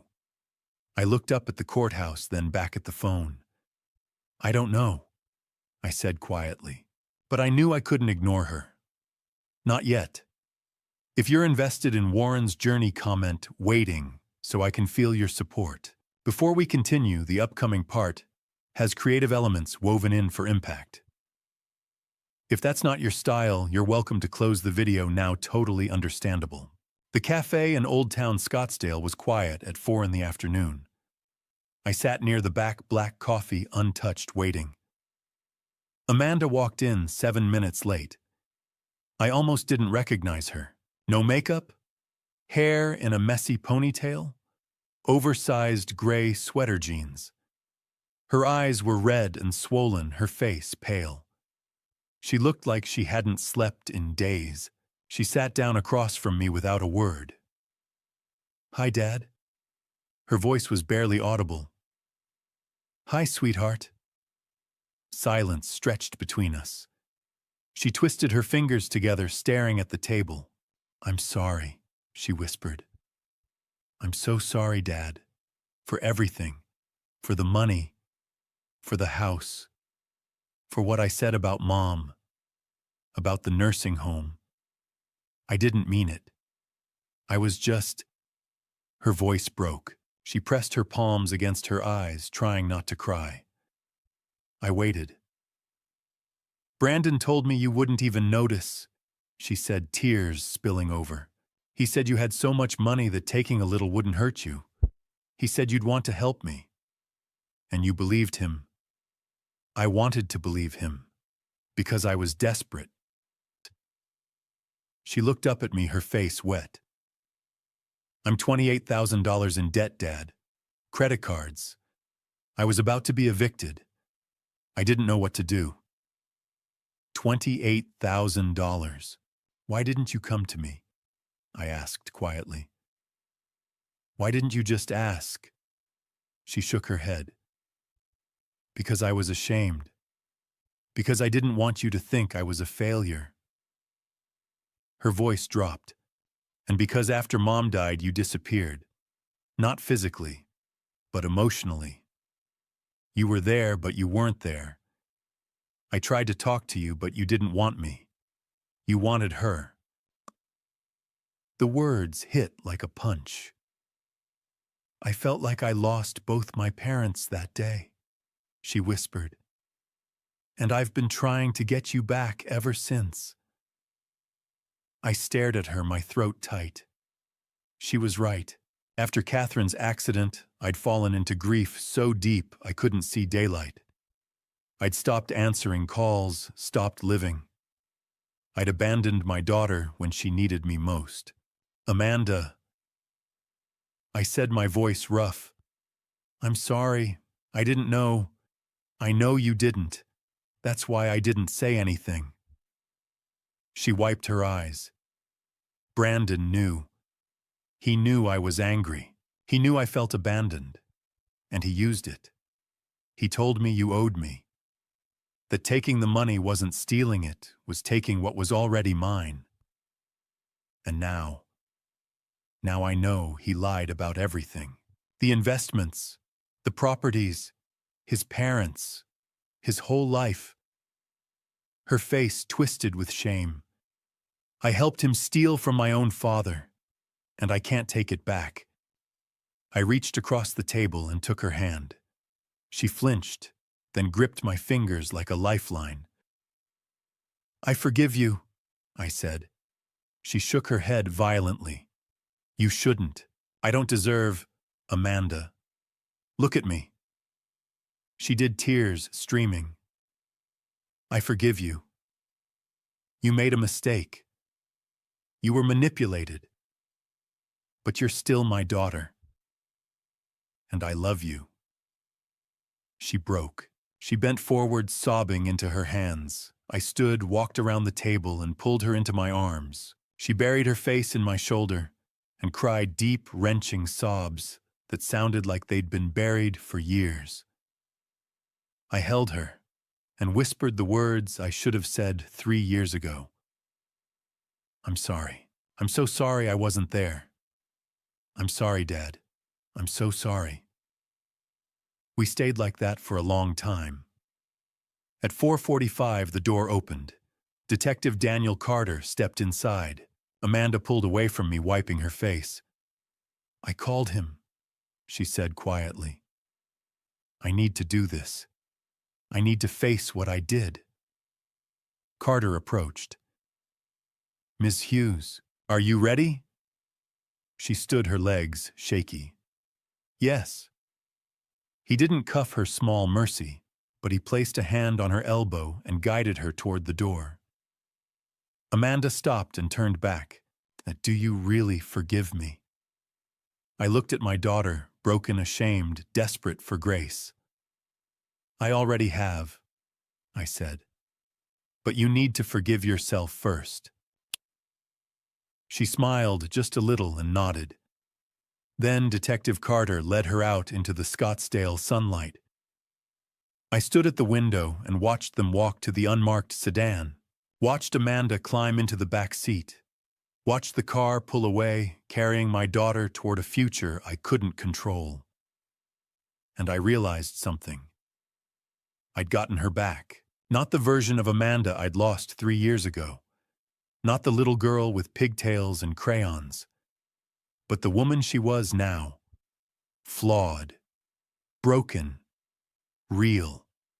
She was going to face charges. She was going to plead guilty. She might serve time, but she was mine again, and that was enough. The Maricopa County Superior Court was cold on the morning of January 15th.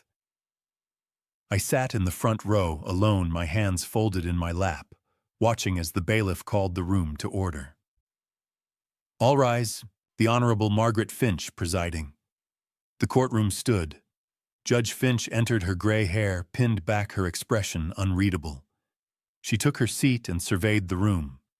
The state of Arizona versus Brandon Michael Hayes and Amanda Marie Hughes. Please be seated. I sat. Brandon was led in first, wearing the same orange jumpsuit from the preliminary hearing, his hands cuffed in front of him. He looked thinner now, his face hollow, his eyes dark. He glanced at me once, a flicker of rage, then looked away. Amanda came next. She wore a simple navy dress, her hair pulled back, no makeup. She looked small, fragile. When her eyes found mine, I gave her a small nod. She nodded back, then sat beside her public defender. The trial lasted 3 days. On the first day, the prosecutor presented the timeline, the forged power of attorney, the unauthorized withdrawals, the fake boutique, the sale of the rental property. Every transaction, every lie, every manipulation laid out in cold, clinical detail. Michelle Torres testified via Zoom from Denver. She spoke calmly, but her voice shook when she described losing $95,000 to Brandon's fake restaurant scheme. Jennifer Adams followed. San Diego, $67,000. A fabricated story about a dying mother. She cried on the screen.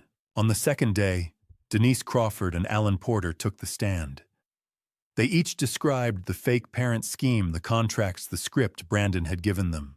Denise apologized to me directly from the witness chair. "I'm so sorry, Mr. Hughes. I didn't know." Melissa Rodriguez testified in person. She held herself together until the prosecutor asked about Chloe. Then her voice broke. "He left when she was 6 months old. I haven't heard from him in 3 years, until he sent $15,000 in October. Money he stole from Mr. Hughes." Brandon stared at the table, jaw clenched. On the third day, I took the stand. The prosecutor asked me to describe the fraud. I did step by step. The missing money, the forged documents, the hospital visit where Amanda had tricked me into signing the power of attorney while I was weak and feverish. "Mr. Hughes," the prosecutor said, "your daughter participated in this fraud. She withdrew funds. She facilitated the sale of your property. How do you feel about that?" I looked at Amanda. She was staring at her hands, tears streaming down her face. "My daughter stole my money," I said quietly. "But Brandon Hayes stole her soul." The courtroom was silent. He manipulated her. He exploited her grief, her loneliness, her desperation. She made a terrible mistake. But he's the one who made her believe it was justified. The prosecutor nodded. "Thank you, Mr. Hughes." Then it was Amanda's turn. She walked to the stand, slowly, her hands trembling. The prosecutor asked her to recount the fraud. She did, her voice shaking, stopping every few sentences to wipe her eyes. "I lied to my father. I forged his signature on documents. I took his money. I helped Brandon sell his house." She looked at me, her face wet. "I'm so sorry, Dad. I'm so sorry." Brandon's lawyer stood. "Ms. Hughes, you're testifying against Mr. Hayes to save yourself, aren't you?" "No," Amanda said. "I'm testifying because what we did was wrong, and I need to take responsibility." "You expect this court to believe—" "Objection," the prosecutor said, badgering the witness. "Sustained." Brandon's lawyer sat down frustrated. Then Brandon himself took the stand. He denied everything. Said Amanda had acted alone. Said he'd tried to stop her. said I was the one lying trying to frame him because I disapproved of the relationship. The jury didn't buy it. When Amanda's lawyer cross-examined him, Brandon lost his composure. He pointed at Amanda, his voice rising. She's lying. She's the one who planned everything. She used me. Amanda flinched, but didn't look away. Mr. Hayes, the judge said sharply, control yourself or you'll be removed from the courtroom. Brandon sat back, seething. On January 19th, the jury returned. Guilty on all counts. Judge Finch sentenced Brandon first. Mr. Hayes, you have demonstrated a pattern of deceit, manipulation, and financial exploitation spanning multiple years and multiple victims. You preyed on vulnerable people, including the elderly and a single mother. This court sentences you to 5 years in the Arizona Department of Corrections. You are also ordered to pay restitution of $275,100 to Warren Hughes and $42,000 in child support to Melissa Rodriguez. Brandon's face went white. Then the judge turned to Amanda. Ms. Hughes, you participated willingly in this fraud. However, the court acknowledges that you were manipulated by Mr. Hayes and that you have shown genuine remorse. You have cooperated fully with the prosecution. This court sentences you to 18 months in the Arizona Department of Corrections, followed by 5 years of supervised probation. You are jointly responsible for restitution alongside Mr. Hayes. Amanda nodded, tears streaming. The bailiffs led them away. Brandon didn't look back. Amanda did. Her eyes found mine one last time before the door closed. 2 days later, I sat in the visitation room at the Perryville Women's Facility. Amanda walked in wearing a tan jumpsuit, her hair shorter now, her face pale but calm. She sat down across from me, a sheet of plexiglass between us. We picked up the phones. Hi, Dad. Hi, sweetheart. She smiled just a little. 18 months. I know. That's a long time. I shook my head. It's nothing.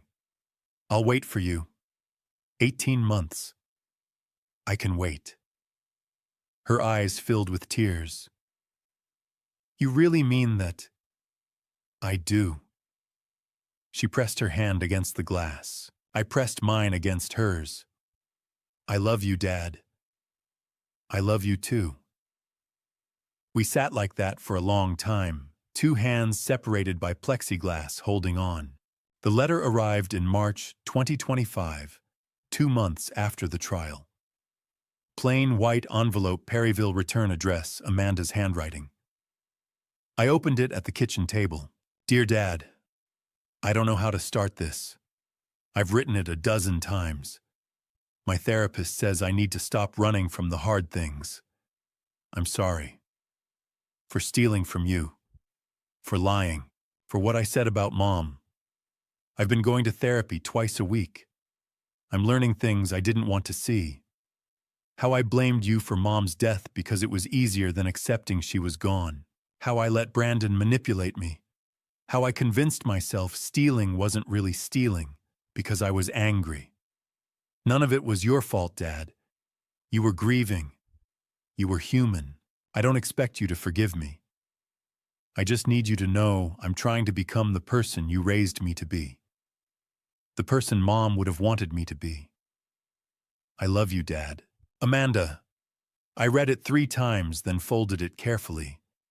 That night I wrote back. Dear Amanda, I received your letter. Thank you for being honest. You don't need to keep apologizing. I've already forgiven you. What you need to do now is forgive yourself. I'm proud of you for going to therapy. That takes courage. I want you to know something. No matter what you did, no matter what happens, I choose to love you. That's not conditional. It's just true. 18 months will pass. I'll be here when they do. Love, Dad. I mailed it the next morning. The months that followed were quiet. Spring turned to summer, summer to fall. The house felt empty, but it was a different kind of empty. Not hollow grief, but waiting. In April, Frank convinced me to volunteer at the Phoenix Public Library again. I started teaching elder financial abuse workshops twice a month. I told my story carefully without names and watched seniors lean forward taking notes. "How did you know something was wrong?" someone asked. "I didn't. Not at first. I trusted the person who hurt me. That's what makes it so hard." After one session, a man in his 70s approached me, hands shaking. "My son's been taking money from my account. I didn't know who to tell." I gave him James Maxwell's card. "Call this lawyer. He'll help you." The man's eyes filled with tears. "Thank you." I thought of Amanda, how easily I could have stayed silent. But I hadn't. And maybe this man wouldn't either. In June, I used part of the restitution money trickling in from Brandon's prison wages and set up a small fund. $5,000. The Catherine Hughes Elder Protection Fund. Money to help other victims pay for legal fees, counseling basic needs. Frank helped me file the paperwork. Catherine would be proud. I hope so. Letters from Amanda came every 2 weeks. She told me about therapy sessions, her job in the prison library, the book club she'd joined. She told me about the women she'd met, all trying to survive their mistakes. "There's a woman here named Maria. She embezzled money to pay for her daughter's cancer treatment. She's been here 3 years. She says the hardest part isn't the time, it's the guilt. I understand that now." I wrote back every time. Short notes, updates about the house, Frank's terrible golf game, the workshops, the fund. "You're doing good work, Dad," she wrote in October. "I'm proud of you." I cried when I read that. In November, Frank invited me to Thanksgiving at his daughter's house. I almost said no. The thought of celebrating while Amanda sat in a cell felt unbearable. But I went. Frank's grandkids ran around shrieking. His daughter handed me a plate of turkey. I ate, smiled when I was supposed to. On the drive home, Frank asked, "You doing okay?" "I'm managing." "She'll be out in 7 months." "I know." December came. I put up a small Christmas tree for the first time since Catherine passed. I hung a few ornaments, plugged in the lights, and stared at it. On Christmas Eve, I wrote Amanda. "Dear Amanda, I miss you." I don't say that enough, but it's true. I put up a tree this year. Maybe because I wanted to remember when you were little. Maybe because I needed to believe good things can come back. 6 more months. We're almost there. Merry Christmas, sweetheart. Love, Dad. January arrived cold and clear. I marked days on the kitchen calendar. 18 months minus 13, 5 to go. In February, Amanda's letter was different. "Dear Dad, I've been thinking about what happens when I get out. I'm scared. Scared I won't find a job. Scared people will judge me. Scared I'll disappoint you again. But I'm also hopeful. I've changed, Dad. I understand now what I did, not just to you, but to myself. I let anger and fear make my decisions. I won't do that again. I don't know what my life will look like in 4 months, but I know I want you in it. If you'll still have me. Love, Amanda," I wrote back immediately. "Dear Amanda, of course I'll have you. You're my daughter. That hasn't changed. It never will. You're going to be okay, better than okay. You're going to build a life you're proud of. And I'll be here to help however I can. 4 more months. I'm counting down with you. Love, Dad." On the last night of February, I sat on the back porch wrapped in a jacket staring up at the desert sky. The stars were bright and endless. I thought about the last 18 months, the theft, the trial, the letters, the waiting. I thought about Catherine, about the promise I'd made to protect our daughter.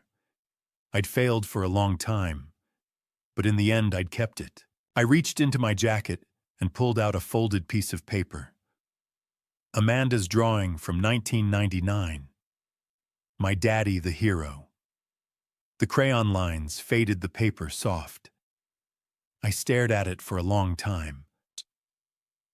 We made it, Catherine. I whispered into the cold desert air. 4 more months. We're going to make it. And for the first time in years, I believed it. When I look back at everything that happened, I don't just see betrayal.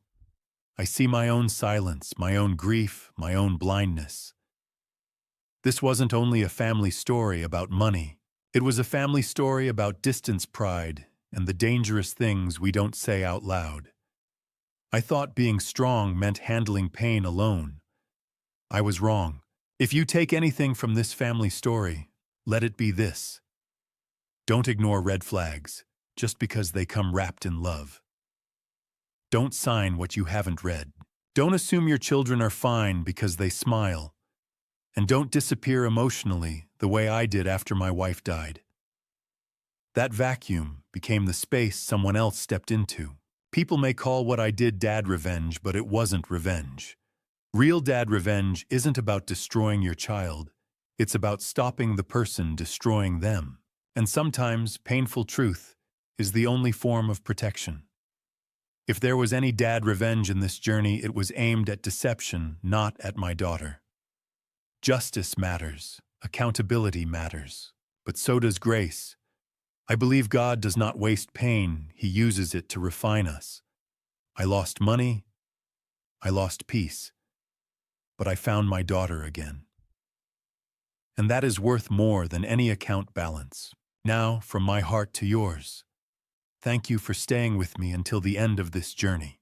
Leave a comment and tell me, what would you do if you were in a father's place, betrayed by his own child, yet forced to choose between justice and mercy? I truly want to hear your perspective. If this story moved, you consider subscribing so you don't miss future episodes. Please note, while inspired by real-life social issues, certain elements have been dramatized for storytelling.